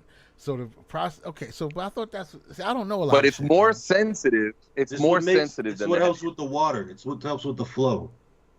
Because when you have prostate cancer, man, you're dying. So there's like jizz and there's sperm. There's more nerves there than your pipe. There's way more nerves there. That's There's horrible. way more nerves there. That's terrible. It's a very terrible, horrible thing to have. Terrible, bro. And it's hereditary. It's terrible. Not only is it terrible, get your butthole checked. No. Hey, I'm with you, bro. You gotta at some point you gotta let someone look in there and feel around. Nope. Just dig the hole and put the dirt on me, bro. I'm not doing it. Just dig the hole God. and put the dirt on me, bro. This fool's just disregarding his abundance. Unless my Listen, wife. let me tell you. My dog said it happened.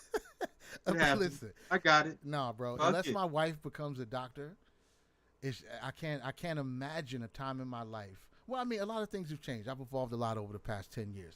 I from where I'm standing now, I can't imagine a time in my life where I sign up and make an appointment to let a guy put his hands in my butt. Doesn't have to be a guy.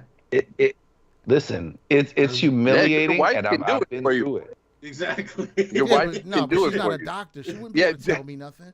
There's Dan had YouTube. CNN There's down there, YouTube, bro. sir. Dan There's had Hold on.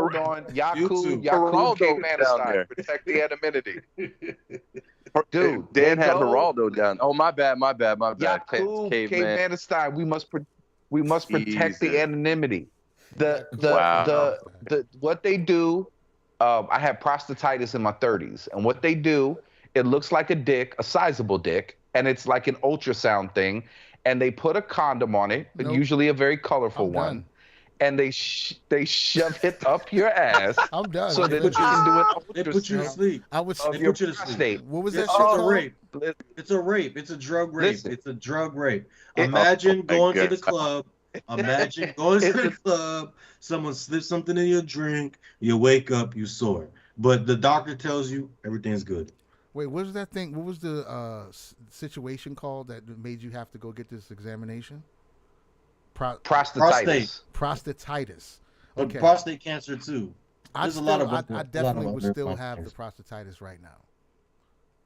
There's no way. I just can't imagine Yeah. going to You a would- place. Horrible, dude. I You can't would. do it. It's a Man. horrible. It's a horrible. Wow. way. Listen, and I'm her telling you, and I'm his telling and you it right was now. it was a It's a it was a horrible. Muslim doctor, Horrible. and he had like this Persian assistant. She was like a 9.5 or 10. She was gorgeous, and of course she needs to learn, so she's just back there too with him. Like, oh, that's how you do it. That's how you flap the butt cheeks You open. know? Good dose really of get humility, bro. into- You needed that. That was medicine for you. That was breaks- medicine. You needed That's that. an ego Absolutely. breaking moment. It's an ego. It's a. Yeah, it's you need it. revolutionary. Needed. I'm good, bro. You should be on shrooms. You should I be on was- shrooms that day. No, I I'm was good. absolutely I was thankful to my mother in ways that I never was before. I was more sensitive to women. I'm like, y'all push out children through your pussy. Like, and you have doctors all around, and you're shitting yourself, and you go through all of this so that new people can be born. Like, yeah, this is horrible. Because you do, you know, I like, guess all C-sections too. semblance of like integrity and dignity is all, not integrity, but your dignity is out the window. Like you're completely exposed. I mean, look, man, I understand the sentiment, and all jokes aside, with a lot of the shit Surreal was saying, it's true, because I consider myself pretty progressive and enlightened and whatnot, but I do feel that, like, I'll want to, you know, express like gratitude or emotion, and if for some reason it's with a man to a man, and it's something, it's like it's hard to express your feelings. It's true. Gay. It's gay. It's true. All right, gay. so okay, I'll say this. Gay. I'll say this. It's Where, gay. where I'm at right now with my own evolution, affection, expressing love, gratitude, like none of that shit bothers me at all. I can say I love my brothers. I do. It's absolutely true.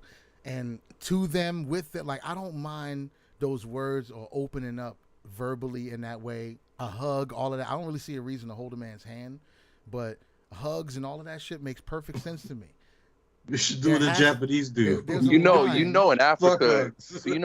you know, in Nigeria, like yeah. when you're best Yeah. friends, you walk with, So Yeah. like, you have to admit though that our cultural conditioning is fucking wild.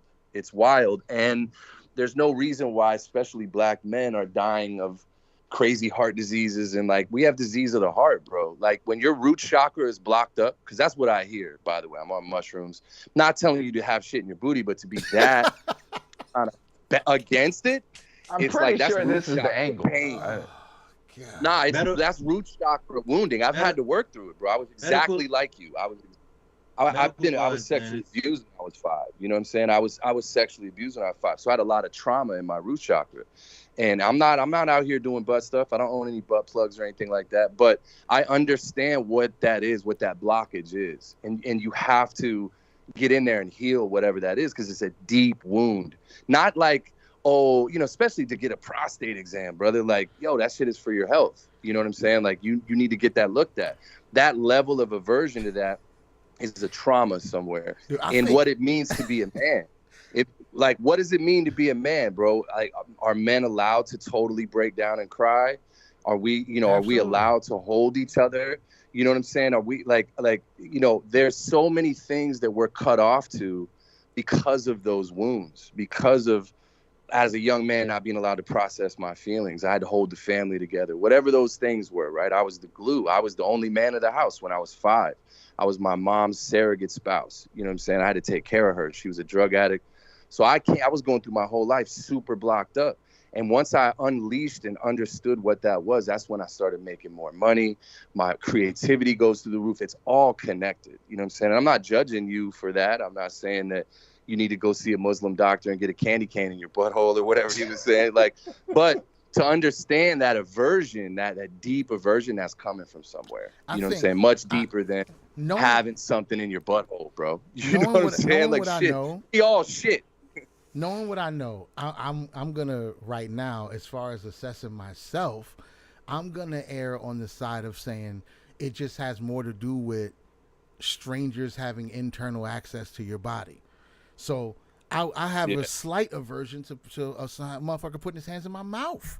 Like, that would make. I mean, I'm not with that either. I wouldn't completely be like, to me, nah. that's fuck even that. more egregious. I wouldn't be like, no, fuck that. I'd rather dentist get a can't touch prostate me. exam than someone put their hand in my mouth. I wouldn't feel like that same way, but it would still bother me a little bit. I'd be a little anxious and nervous about somebody with their hands in my mouth or putting something in my ear, down my throat, any type of gastric, like all of that shit would bother me to a degree. But there is a slight But uptick. if you think getting a prostate exam is gay, no, I'm not saying you know, it's on gay. some level. I'm not saying. But I it's mean, gay. a lot of people talk like that. Though. A lot of people. Oh yeah, talk absolutely. Like that. I'm just saying. I don't listen, there's workarounds. If you get your yearly checkups and you have them run your blood, they can do a PSA with your blood to see. Oh, yeah. And if your PSA levels are low, you're good. Bang. We don't have to jump right to anal intercourse. Right. That's what I'm saying. You know That's what all I mean? I'm saying. Like, that's all I'm saying. Out of all the things that happen with the human body and all the ways to assess and remedy those things, going up my ass is gonna be a problem. I'm just saying. Just that. It's gonna be low on the totem pole. I hear you. Yeah. Anything else we can do? No, can we take any so the only way to fix this is for you to go in my ass? All right. Don't it was take the it was a pills. fun trip. It was a nice trip. I I'll enjoyed take life the on Earth. pills. I enjoyed life on That Earth. sounded like Jadakiss saying that. That was hilarious. That sounded like a New York rapper. I'll take the pills. Nah, dude, yeah, we good. We good on that. But I get it. I totally get it. But you know, I'll keep my Periscope up for anything that I really need to pay close attention to. But I think for the most part, no matter with any way that a human is going to be socialized, whatever system or society they're living in, if somebody come to you and be like, yeah, all right, well, you might have a problem. We're going to need to go in your butt to figure it out. They're going to be like, you sure? Or is that's Of course. like, of course. yeah. So It is always that is It's always the sentiment, though, right? It's That the is always energy. the It's the energy. It's the energy behind it, though. When we now say that it in I a think way, about it's it, like, you could. No. I'm It's trying to soft- think. I need to soft go at do some research on that doctor. Because now that I think about it, you can just do a CAT scan of the pelvis without CAT scan. contrast. You can Nah. see the Nah. wait, we're not going to do any imaging. Let me get this ultrasound disc. It's a young condom strapping nuts shoved gentleman. up You in need to you. come to my office, drop Oh, trial. man. That's how Sometimes we you gotta figure this out. Sometimes you gotta get the nitty gritty. Sometimes you gotta go up in there with the pipe. I don't know, man. You know what I'm saying? That's weird to me, bro. How many things do we go up people's butt for? It's we just take your it's just for temperature. that. quite a bit. We It's take your temperature. temperature. Nah, Yeah, enemas. But That's- you can look it up, but your butt, the nerves in your asshole are super important to your body, bro. Apparently. They're very, very important. Very so. That's again, the aversion to this is deeper than it being not you specifically, Don, but people in general. that like gay sentiment around even people who are gay or bisexual that enjoy that, the aversion around that is a blockage. Like if you got a problem with some other dude enjoying that, that's something going on with you, that's not with totally that different. person.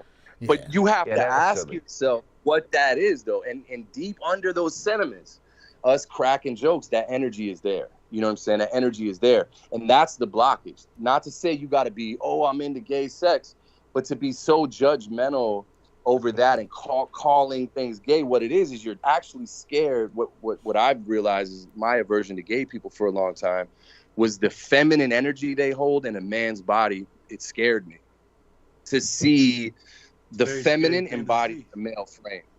It was scary. It was like, yo, the feminine could beat the shit out of me. I'm used to dominating, and that's a blockage. That's a root chakra blockage, stopping us from being unified in our own energy. Because we're we're not just divine masculine. Like powerful people are balanced. Right. They're balanced. They have very feminine side. I've worked so hard to be that. I'm my son's mother. You know what I'm saying? My Ori, when I got my reading from a Babalawo, was my Ori. My head is Yemaja, the mother of the Orisha. So I'm actually a mother in a man's body. I've had to hold that. So when I hear a lot of that stuff from my people, bro, all my people talk like that. You know what I'm saying? Especially hip hop ass people, they're super averted to all of that stuff. And it's a need to be over masculine and be out of balance. And that's really what I was talking about with receptivity. You know, the conversation is much deeper than getting a prostate exam. It's about us healing our feminine side, our yin, our left side of our body. Like it's all in Chinese medicine, all laid out that way, you know? And when we're balanced, we can manifest quick, bro. You can manifest $1 million if you're balanced in a week. Manifest that money, manifest the resources. When we're out of balance and we think we got to fight for everything, that's all that masculine shit. We have to conquer everything. That ain't where the world is headed right now. Yeah. That ain't what it is, bro. You got to sit still and build a garden, like you say, Don, and not chase butterflies. You know what I'm saying? And that's really what I'm talking about.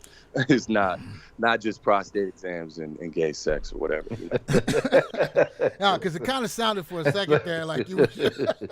No, I agree. I'm not a lot. You know what I'm saying? I'm not a lot. I'm not trying to get y'all in a cave or none of that. That ain't my style. I agree. I yeah. think people should do whatever. Hey. I think people, when it comes to the recreational part of it, I think people should do whatever fucking makes them happy. I definitely have been at the place where I had an aversion to other people's activities and shit like that before, but I don't really give a shit now. Like I do whatever. I think the more people who are experiencing joy and gratitude and ecstasy and shit like that in the world, the better the world is. As long as it's all consensual and it's adults involved, I don't give a shit, bro. I really don't care. Okay. Yeah, it's all fine in my book.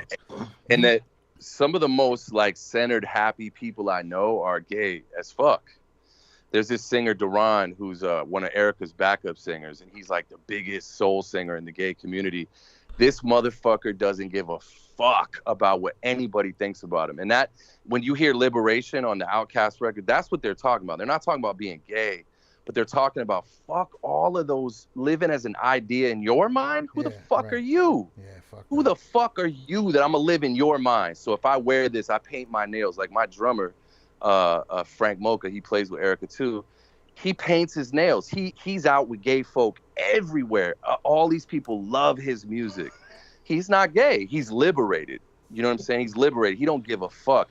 And I'm slowly getting there. Like I'm not quite there. I still am super in my head, you know, wanting to wear some flagrant ass shit on stage. You know what I'm saying? Like Prince, for example.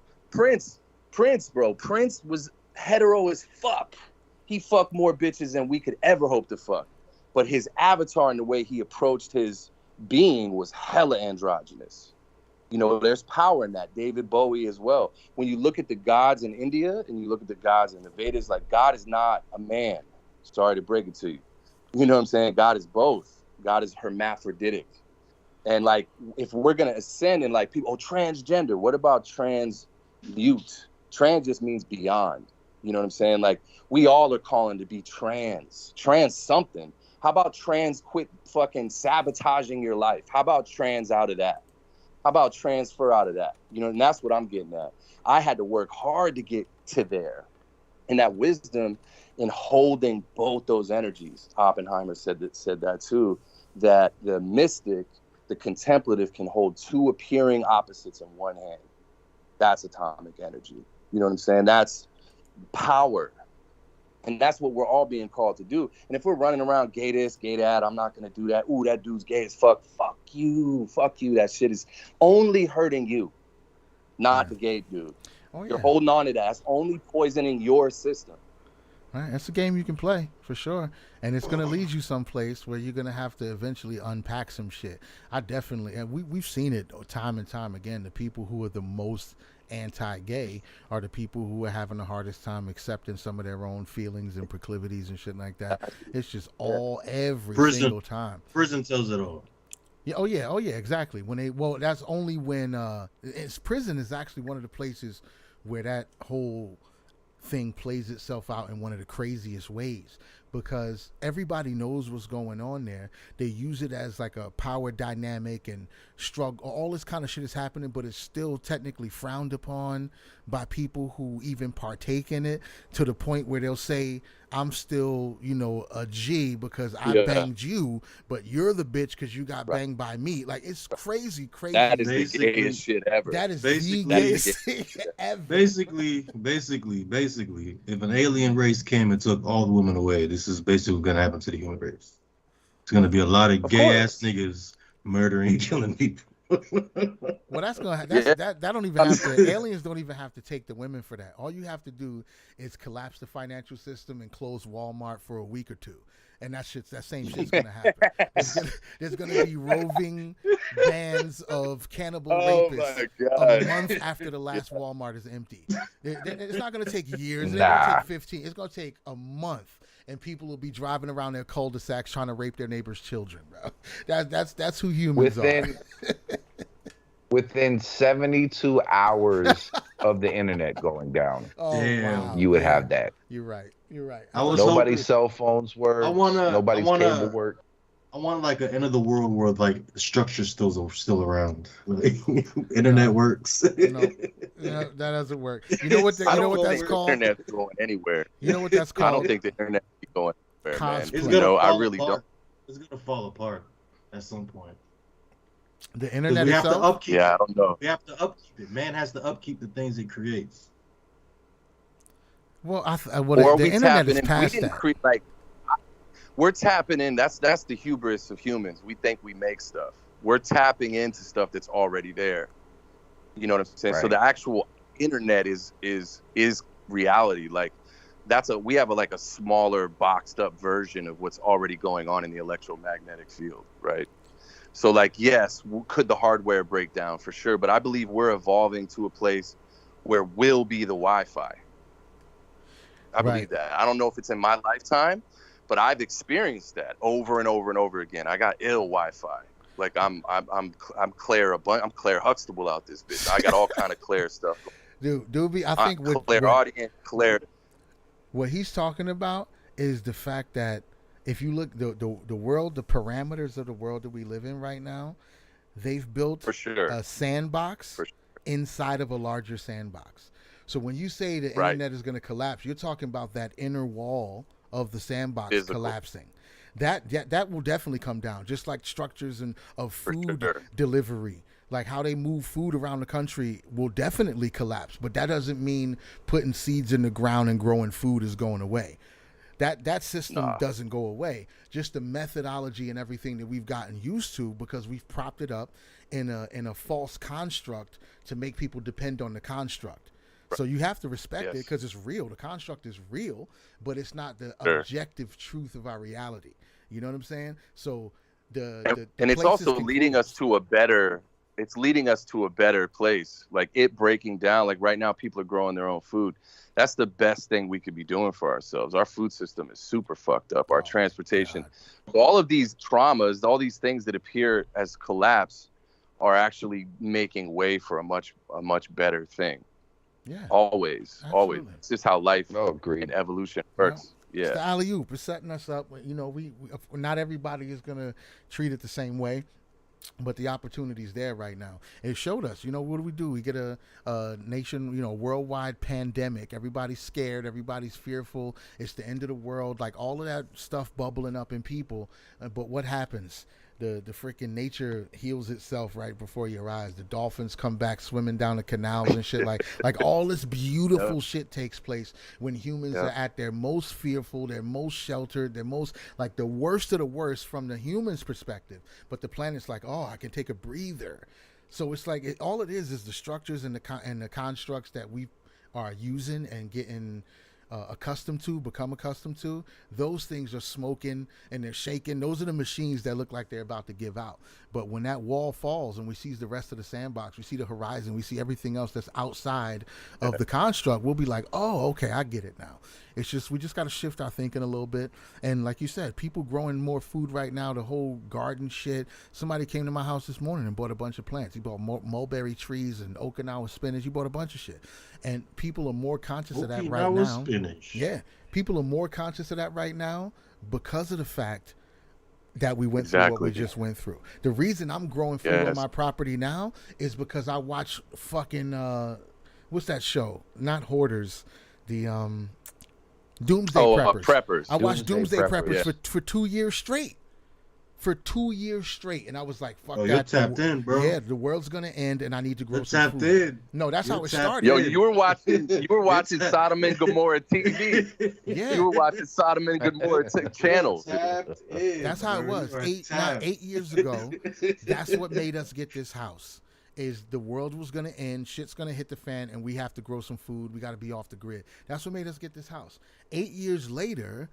I feel better than I've ever felt, and I don't think the same shit I used to think because I actually went through the process of putting my hands in the soil and observing the cycles and the seasons. And shit changes. I came in thinking I knew what I was doing. Oh, that's it. Yeah, we're going to beat the system by prepping and being anxious and nervous for the next 10 years, collecting hundreds of pounds of rice and buying fucking the 50-pound bucket of mac and cheese from the preacher on TV. That's what I was thinking. That's what I was thinking.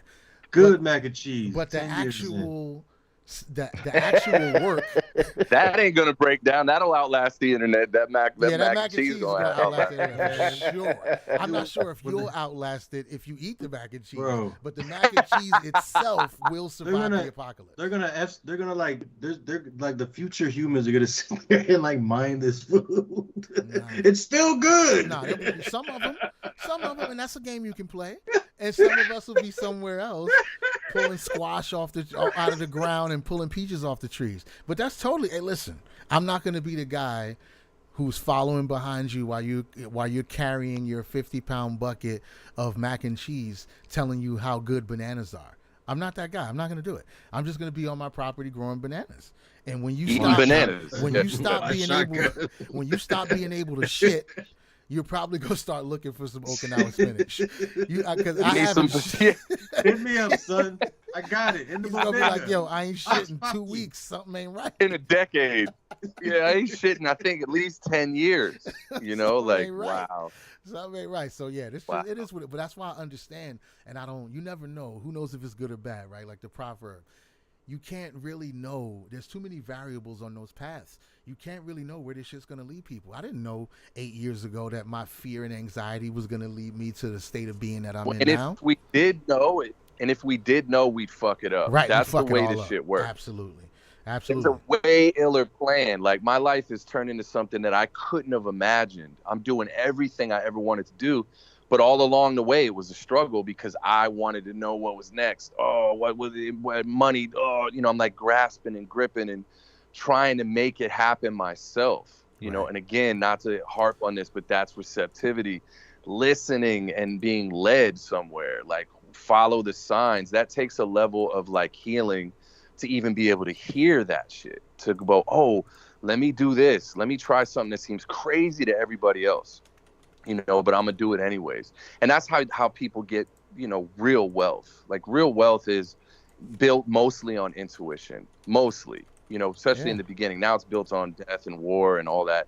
But you have to make intuitive decisions that usually fly in the face of what everybody else is talking about, And it's like, that's what I want for all of us, to be more intuitive, to trust yourself more, and how do I trust myself more? I got to be more open. I got to be more vulnerable.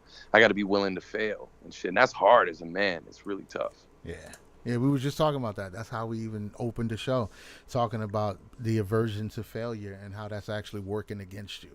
You got to be able to just chalk them shits up and keep moving. There's nothing you can do in this world. There's nothing you can be good at in this world if you're not willing to fail at it for some amount of time before you get good. Nothing. And fail hard and fail bad and fail publicly. Yeah, Nothing. Not a sport. The not name a skill, of this nothing. episode. The name of this episode should be "Failure and Butt Stuff." Hey man, I'm glad I could bring that to the table, bro. I'm glad I could. Let it be done. Bring the old butt stuff to the table, man. Listen, I'm happy to do it. What good is enlightenment if you can't bring your friends' butt stuff conversations? What good is You know what I'm saying, bro? What good is all this success if I can't get y'all to buy anal beads? Right. Or at least entertain the thought of having a prostate exam. What is all this shit for if I can't at least make my friends consider having a prostate exam? You know what I'm saying? What are you doing with your life? I might have saved somebody's life today because my friends are now going to consider getting prostate exams. They're willing to be anally probed. As they should. I feel like this video is going to get some clicks just because of the title. Oh, that's genius. Failure and butt stuff. I don't know, man. I think it's all satanic, dude. I think human beings want to be God on earth. Hear me out. Hear me out. That was awesome. We're in hell. Listen, because the idea that we're because you basically said we're in meat prisons chasing apple carts, and we I think maybe the metaphor of biting into the fruit is maybe being trapped in this meat prison, and like you said, talking about the third dimension, So if we exist on this plane, and it's like, hey, you guys weren't ever supposed to be here. You already exist eternally, but you're definitely not supposed to be eternally here. And somebody was like, fuck that. That's exactly what I want to do. Yeah. So I agree. I agree. All of the technological advances that we can make, they're designed to do what? To spit in the face of the natural order of things. Like, oh, this shit won't grow here. We'll splice it up and we'll make it grow here. Oh, we're not supposed to live here. We'll mouth kiss some dogs and start a fire. We're going to make it work. Fuck where nature tells us to go. We're going to make this shit happen. And then, like, when I hear you talking about the internet, it's like, isn't this just kind of like the materialistic version of the Akashic record? Like, we don't want, like, there's some ethereal shit out there, and we're like, nah, fuck the ethereal shit.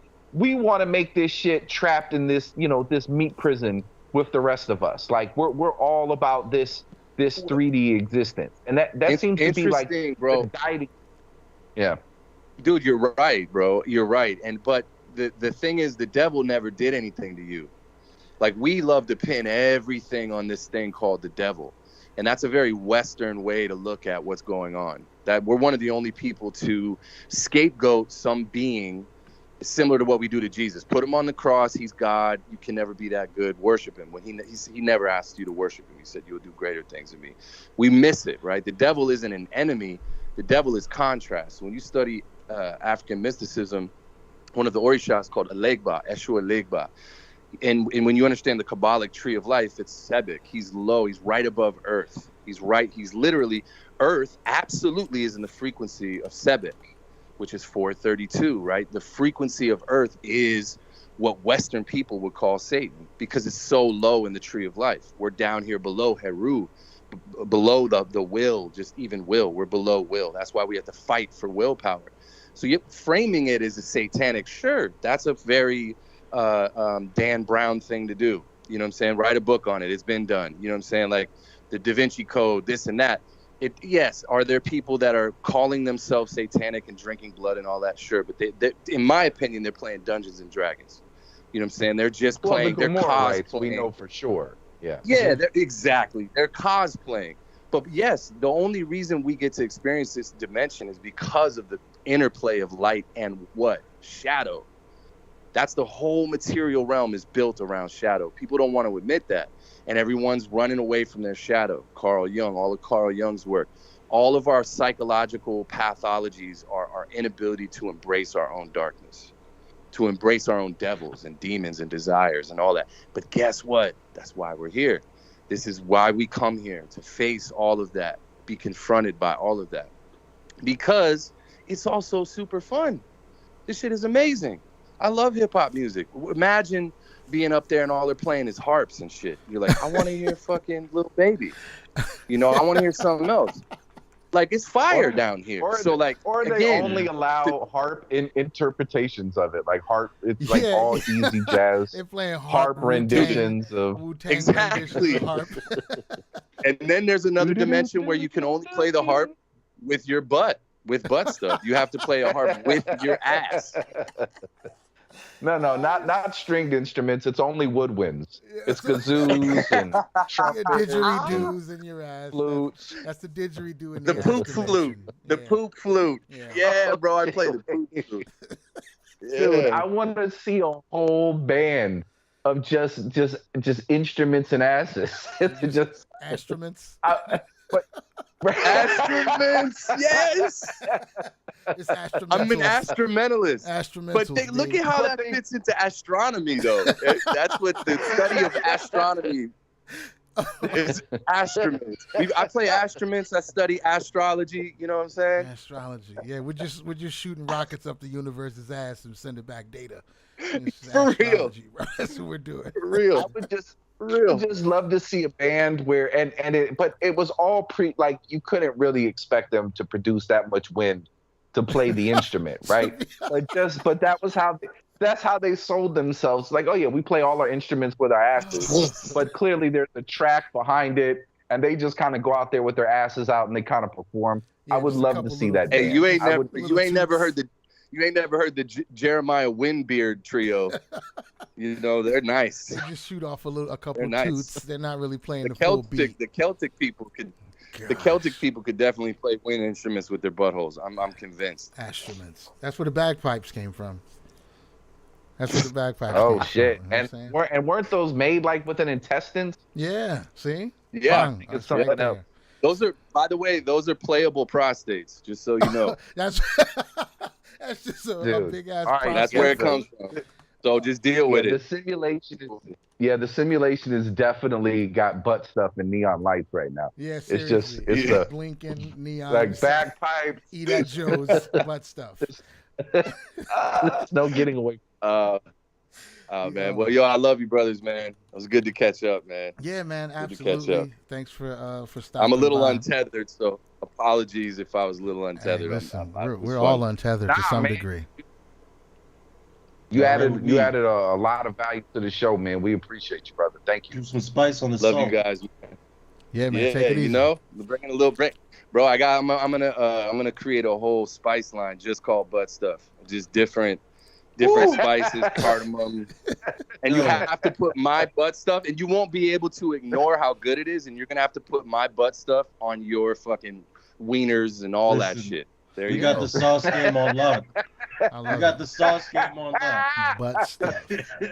That's going. Yeah. Yeah, that's going in the pantheon. Butt stuff. Butt stuff powders. Gourmet sauces. We got the You know, garlic. flavors, bro. We got 50 flavors. You know what I'm Suffering saying? sauce, All comers. Suffering sauce. Yep. I'm telling you, it's a wrap. And we'll say, what but our you tell- excuse will be that these are designed for the sauces and seasonings are designed for pork butt usage, but you can put them on anything. So Yeah. that's why we call them butt Yes. stuff. Butt sauce. Yep. Butt sauce. Nah, I got one even better. You tell them it's German or some shit, and you put like one of them hyphens or some shit over one of the T's. Oh yeah. Like you just Boot tell stuff. them it's like some Nordic word or Boot some stuff. shit. Bootstoof. It's boots. Right. Boot stoof. Bootstoof. It's my favorite seasoning, bro. Bootstoof. Dude, it's from Norway. It's from the Norway. Yakubian Mountains in the hills of Norway. Norway. Yeah, it's Bootstoop. Yeah, Hey, have you want the Bootstoop? Yeah, We that'll take have a the bootstoof. It'll have a logo in the next hills of couple Norway. days. It'll have a logo Bootstoof. soon. Yeah, we're gonna add that to the. Yo, package. Dude, if you I'm charge enough sold, for it bro. and you get the right celebrity chef to get behind it, that thing, people will be requesting it at every restaurant across America. like It's great. gonna Like I be refuse to crab. eat it. Gonna be in crab shacks across the state. Crash Shack. Yep. Y'all got boot stoof? Jeremy's boot stoof. Absolutely beautiful. I love it. See, there's all. This is value. This is what you call value. If we hadn't had that whole Straight down the conversation, now we Straight got down a the product and we got people who are more willing to have a prostate exam at the end of this call. You see? You know, This is come world on, savings. this is manifestation, baby. I This already is got the manifestation. tagline. Don't put anything in your mouth without boot stoof. There you go. That's how you sell the seasoning. Boot stoof. I love it. Absolutely beautiful. Beautiful. Brothers, Yeah, have a man. wonderful day, man. God bless Yeah, y'all, man. Take it easy. I'll talk to you soon. Peace. Peace. All right, brother. Love you, brother. Peace. Love you too. Dang, boot stoof. Oh, it says I kicked them out. Why do you? Well, that's a Dang, that's hilarious language they use there. Not removed or I nothing. don't It says you And that- kicked out from the call. I'm gonna have to Outta write here, a. son. I'm about to write Yeah. a letter to Skype about that. Definitely. It's the beast. It's trying to sow discord amongst the brethren. Yeah. See. The robots are against. See how they do it. See how they do it. Trying to make shit tear down. Mega and Man was dilapidate. right. Oh, but we good though. We good. We're so far ahead of the curve right now. I think we're in an amazing space when it comes to what we've been able to build over the past couple years, and just sitting here in front of it all right now and farming everything the way I've been farming it mentally for these smaller, digestible pieces. I'm seeing the serious potential of what's going on right now. We might get in some trouble, but ideally we'll be mega rich before the trouble actually occurs, and it can be done. I'm fleshing out the what is it? The compendium, Yeah, the compendium cunium of ethics. compendium, whatever. Oh, reductio Yeah, ad cunum. reductio ad cunum for days. Just the strength of Nike and Apple alone will make us untouchable. But just to have the arguments out there already, it's like, listen, if jokes are more offensive than child slavery, your priorities, they're just out of whack. Completely. But yeah, there's a lot of controversial stuff that we'll have to defend. But it's just like, look, there's nothing hateful, man. Some of the shit is jokes. Some of the shit is just making the silliness out of all the absurdity around it. Nothing's with the hateful intent. But people will, the climate that we're in, you just got to be careful, man. That's just it. The way that we curate it and present it out there, because the more attention that we get, the more people are gonna just, they'll be out to take us down. Yeah. They'll make it their problem, especially if one of the jokes strikes the, It's only going to help us. I'm convinced it'll only help us. I mean, I saw it. There's a Listen, dude right explain now. Pepe Le Pew to me, and No, then come back even- to me about the things that I say. We watched a cartoon But Pepe Le Pew's been about an canceled. animal raping women throughout the whole time. Attempting to rape. Attempt to rape. Well, listen. You're Sexual- offended by me? I've seen. We've said so many times what this is about, which is minimizing suffering and showing people a model of getting the best experience out of your life. We've already said metaphysics are we're fucked. Everybody knows where we're coming from. There's a guy who's skyrocketing in popularity on YouTube right now. I'm not going to say his name, but I listened to a video of his the other day, and it was he was reacting to a video about whether or not rape culture was real. And the woman in the video said she had been raped. And his response to that was he didn't believe her.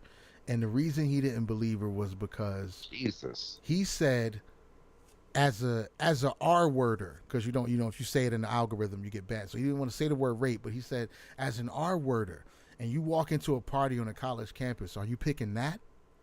Really, bro? You gonna pick that? And then he went on for about 5 or 10 minutes, putting himself in the R-worder's shoes from his perspective and how you choose your victims. So, and this was from a month or two ago. What I'm saying is, there's a lot of people out here who are purposely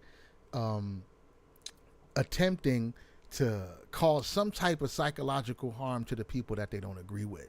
They want them to suffer. They want them to be upset. They all cry more. Like all of that language. Soul selling. It sells. It does, Right. but it sells. It sells. People love it. His comments are always lit up with 1,000 people laughing emojis. Yeah. They love the idea of other people suffering.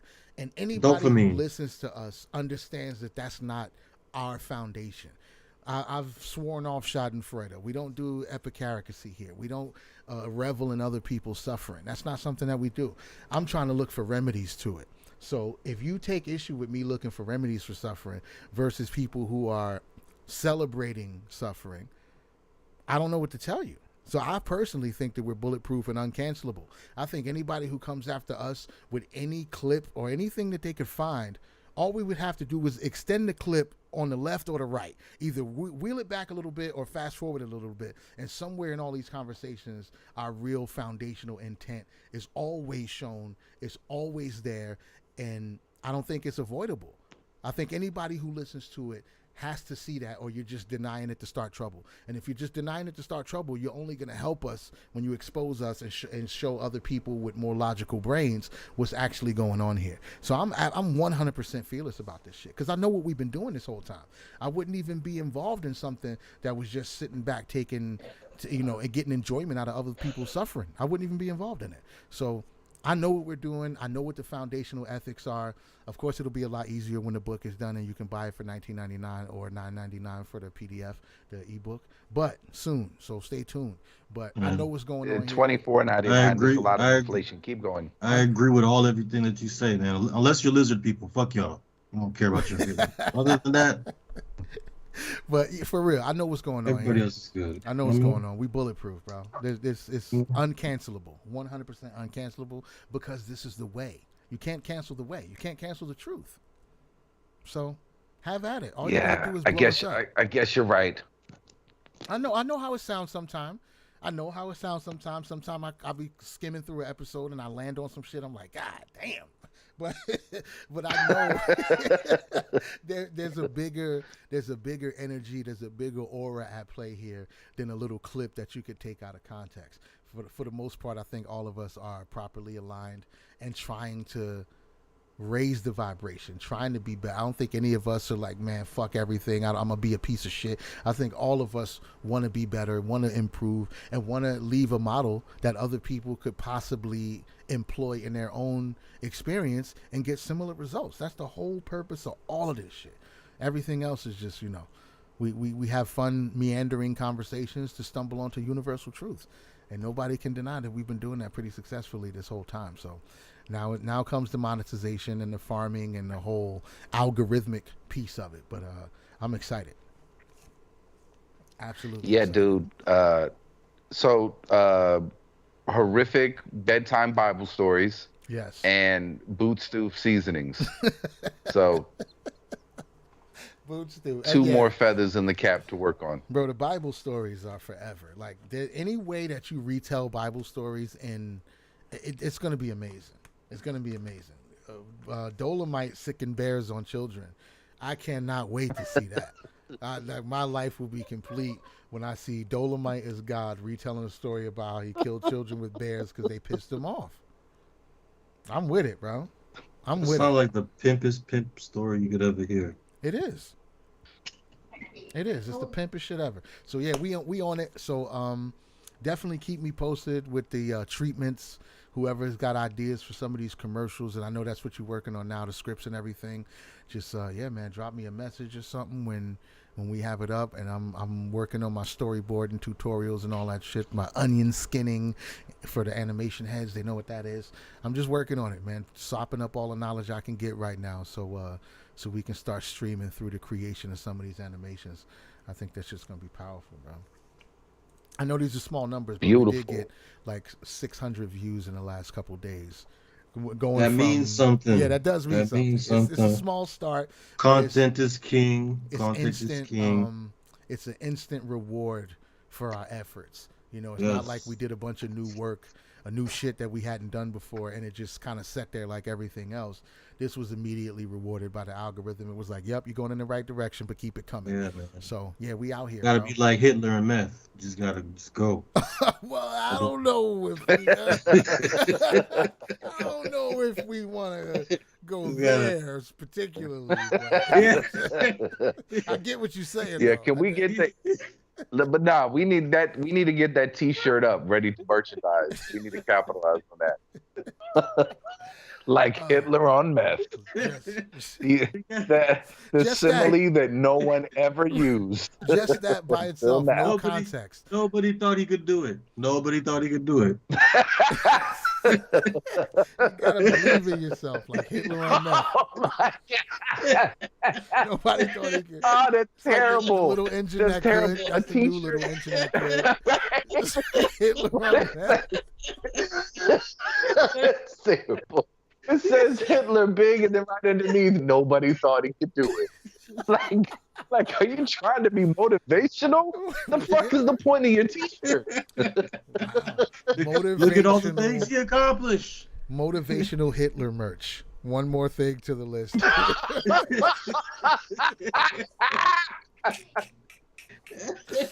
Oh gosh, this is bad. It's getting worse. That's getting bad. We can't do that. But I'm definitely gonna type some. There's gonna be, put it this way, it may never see the light of day, but a lot of shit is gonna get traded back and forth in the next few text messages. That's all I'm saying. There may or may not be some cell phone evidence of this conversation continuing, but whether you see T-shirts or not in the real world, who's to say? Who's to say? But it's worth exploring though, for sure. Motivational Hitler merch. I like it. like fucking Lululemon. Like it's just a whole like workout athletic gear themed, like get up and go, seize the day type shit. There's a whole culture behind it. Carpe Diem shit. Hitler shirts, bro. But he's on meth. He's on meth. He's taking MDMA and going in. It's like the first time humans walked on the moon. It's like the 4-minute mile, Hitler on meth. You never know what you could do until you put your mind to it. Wait a minute, hold on. You kind of glossed over that last part. No, Hitler on meth. I'm standing on it. You know what I said? Who's more determined than a methed up Hitler? Nobody thought he could do it. Nobody saw it coming. Somebody's like trying to give a motivational speech. Like, do you know when Hitler came to power, how much in debt Germany was, and how he gathered, like, just somebody who just starts it off with like, I'm not saying he's a good guy, but I just want to kind of, for the benefit of the story, tell you some of his struggles and how he overcame them. Like the most tone-deaf Tony Robbins type motivational speech, like for somebody to come in and like use Hitler as the example. Like doesn't say anything about like, yeah, he should have gone after the Jews or anything like that, but just cites what he did. Like he's completely emotionless about just being very matter of fact about, obviously he was very motivated and he got a lot done, and we can certainly be inspired by that. Dude, a line of fucking sports clothes centered around motivational hip talk is that's the most surreal shit. But for some reason, it makes so much sense in my head. Like it should be a thing. It can't be a thing. That's got to be a store in the Dangerous Gentleverse. In the background of some of these animations, there will be people wearing these T-shirts. It exists in that world. It has to exist in that world. It's like one of those stores you go to in the mall. It's like Hot Topic, but it just has motivational Hitler merch. That's all it has. Little keychains and shit. Fucking everything with Hitler and motivational quotes. Look, he was a terrible guy. I'm not saying he wasn't, but you got to give credit where credit is due. When you talk about stick-to-itiveness, who comes to mind? Hitler on meth, bro. Come on, man. It's terrible. We're going to acknowledge Thomas Jefferson. If we're going to acknowledge Thomas Jefferson, Hitler on meth. I love it. You know how many Hitler on meth motivational T-shirts I can come up with in the next 4 hours? This is horrible. This is not what creativity is supposed to be used for, but we're going to, like I said, I'm going to write them all down. I'm going to make some quick sketches, and they're just going to go on T-shirts of people in the background of animation. So we won't put it forefront. I won't make the shirts available for purchase. That would be a good experiment too. I wonder if they would let me put them on like Redbubble or something like that, because it's not necessarily pro Hitler per se. It's just like motivation. No, it's educational, motivational. Fuck. It's fact. Dude. Or just it exists now. It's in the line. As the It's in the term. line of Natural Geographic and boobs. It's in that same line. You can't. Oh, dude, I forgot about covering that shit. Yeah, I need to write that one down. I totally forgot about that one. It's the same Dude, line. I'm looking at That a. geo conspiracy. I googled a bunch of. Oh my god, bro! I googled a bunch of fucking motivational T-shirts, and just think about all Yeah. of these in the context of what we were just talking about. This one says "Dream, believe, achieve." Another one that says "No excuses." And another T-shirt that says one small change. No excuses, one small change. It's fucking terrible, bro. It's so terrible. Dude, but you know that whole thing of attributing quotes to different people, like you Right. gotta take them off Right? of Hitler.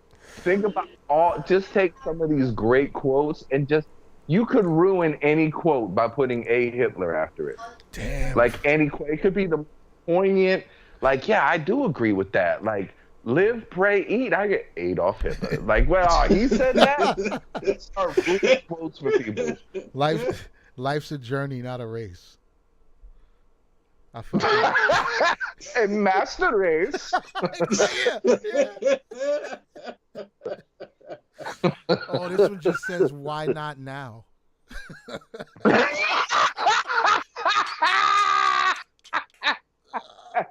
This is too fucking. Why is this so good? No, it's terrible just to say. You'd have to change it just a little bit, like okay, so Adolf is off the table, but people are still named Adolfo. What if he's unfortunately named Adolfo Hitler? That's just his Hitler. name, and he wants to start his own clothing line, and he puts his name under the. It's like but it's so close to the other guy. Like he gets to ruin the name forever. Dude, nobody cares. Work harder.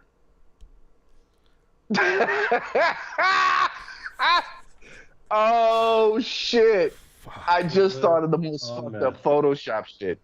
Dude, you have that shirt of the dude in that shirt standing in front of the fucking concentration camp. That's Nobody cares. horrible. Work harder. That's no. Oh, I got it even worse. Those horrible pictures of the people, but then they're skinny. It's fucked up, but they got these shirts on, these motivational shirts. Fuck. Like Hitler wasn't a totally bad guy. Like he gave people motivational t-shirts. Because he was boasting. This shit says stay hungry. Yeah, I can't, bro. I can't. This is yeah. That goes even worse. It's horrible. That's what the algorithm is bugging right now. The simulation is like I don't know what it's doing right now, but this shit is working way too well. It's alley-ooping. I don't know, bro. This is amazing. It's throwing you perfect alley-oops. It's like, all right, you figure this out. Here you go. Yeah. Easy We want money. this too. Do this all day. That's what the simulation is telling you. It's like we've been waiting for someone as bold as you. We want this too. We've wanted this for a We while. need it because you never know. Like the person No, who it's sees this potato. could be influenced in a way to be so angry that they do something that saves the world for all of us. You never know what it's going to be. So I think it deserves a place in the pantheon. I'm sorry. I'm sorry, bro. Hitler meth merch is now a thing. It lives. Motivational Hitler merch is a thing. Be stronger than your excuses. Like all of them, every last one of them, attributed him to Hitler or putting Hitler's face on any of these.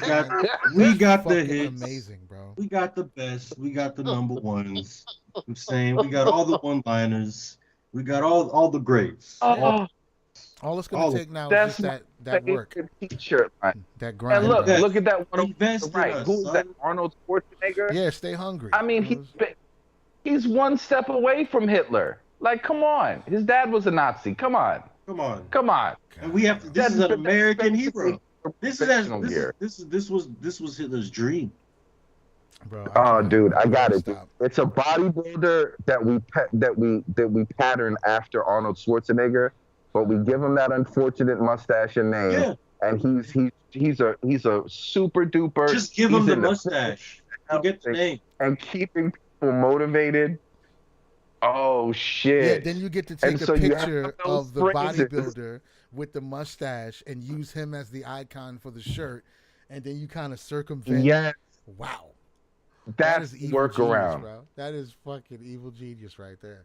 They're gonna be like, I know what you're 'Cause doing. Like, what? It's just a motivational speaker. What? What? But nobody can ever have that mustache. Oh, Come on. Why is that mustache canceled? because of Hitler. Hitler, One like, person.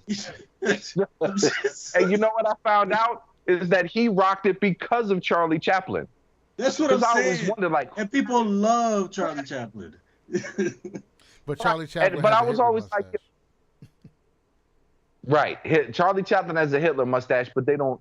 I guess he had it first. He rocked it first, so Hitler bit it from him.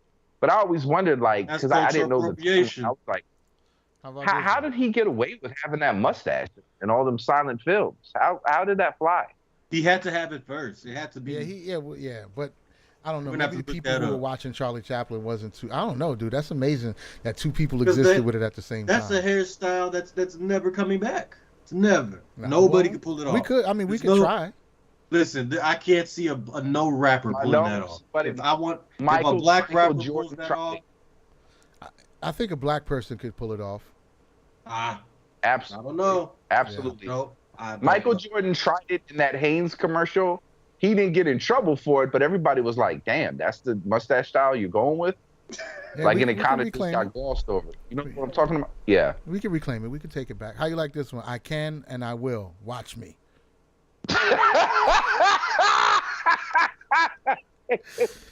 Every single one fucking works. I'm It's sorry. terrible. It's so bad. Like a terrible person, It's so but it bad. fits so well.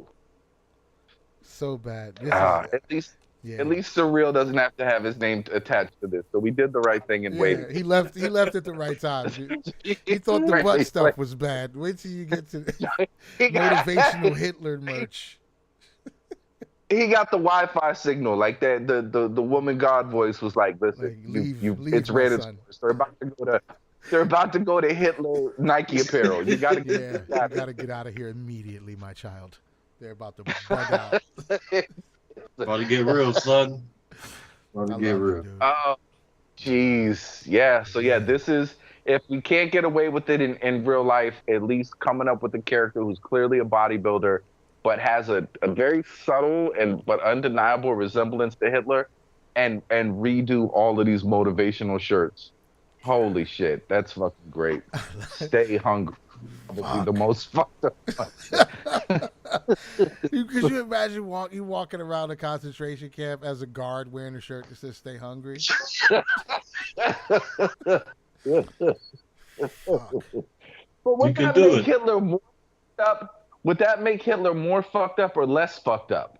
That he tried to motivate the people in the camps. Trump's wife did it. Trump's wife did Oh, it. with the kid. What was that one she did with the jacket or something like that? Called "We Don't." What was it said? Like "We Don't Care" or some crazy Yeah. shit. We don't care. That's Just That's That was- demotivation. Like, fuck your life. Motivational. One small change. Yeah. I like that one too. It's subtle, but yeah, all of them. Everything works, bro. I love it. All you Yep. can take literally any motivational T-shirt on the interweb, put Hitler's name or face on it, and it works. I don't know what that says about the simulation, but it's something we've stumbled upon. Right. This is important. I feel like it feels important. As dirty as it is, it feels important. So yeah, this has to go into the compendium immediately, and I'm sure we'll come up with some more T-shirt ideas in the next few minutes. But yeah, this is in there. This is in there.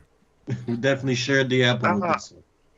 I'm gonna grab me some Dude. grub and get ready to wrap it up. We went super long on this one, but this is all just video clips for later anyway. This is all just video clips for us to that's build new model. Yeah, exactly. So this one piece of content will probably become about 30 pieces eventually. So I ain't Yeah, mad. man. I ain't mad. That's what Vlad does. Vlad Yeah. gets like an hour and a half into like 30 pieces. Yeah, it's smart. It's smart. Oh, damn, my fam just got home. They was caught in the rain. It's raining hard as a motherfucker out there, dude. But I'll let you boys Yeah, go. Yeah, Y'all be man. safe. Y'all enjoy Yo, the rest of the evening. Don't stop the clips. Don't stop the clips. They're genius. They're great. Nah, yeah, I'm gonna Content keep is it up. king. Content is king. Content is king. If you got some time, man, you can go through the either the YouTube or the Spotify if you want to kind of click back through some old episodes. If you got some suggestions and stuff that should be next up on the editor's plate. I'm working on a beat tape where I'm gonna be clipping some of our conversations and shit and some of the video game stuff that I'm doing. Dope. But yeah, most definitely gonna put Yeah. a piece to. Link me if you find anything. But All right. yeah, I'm gonna be in the archives too. Yep. All right, man. I love y'all. I appreciate y'all. I'm gonna go put some boot soup on the steak and call it a night. Much love, respect. I'll talk to y'all soon. Peace. Bless. No excuses. Peace.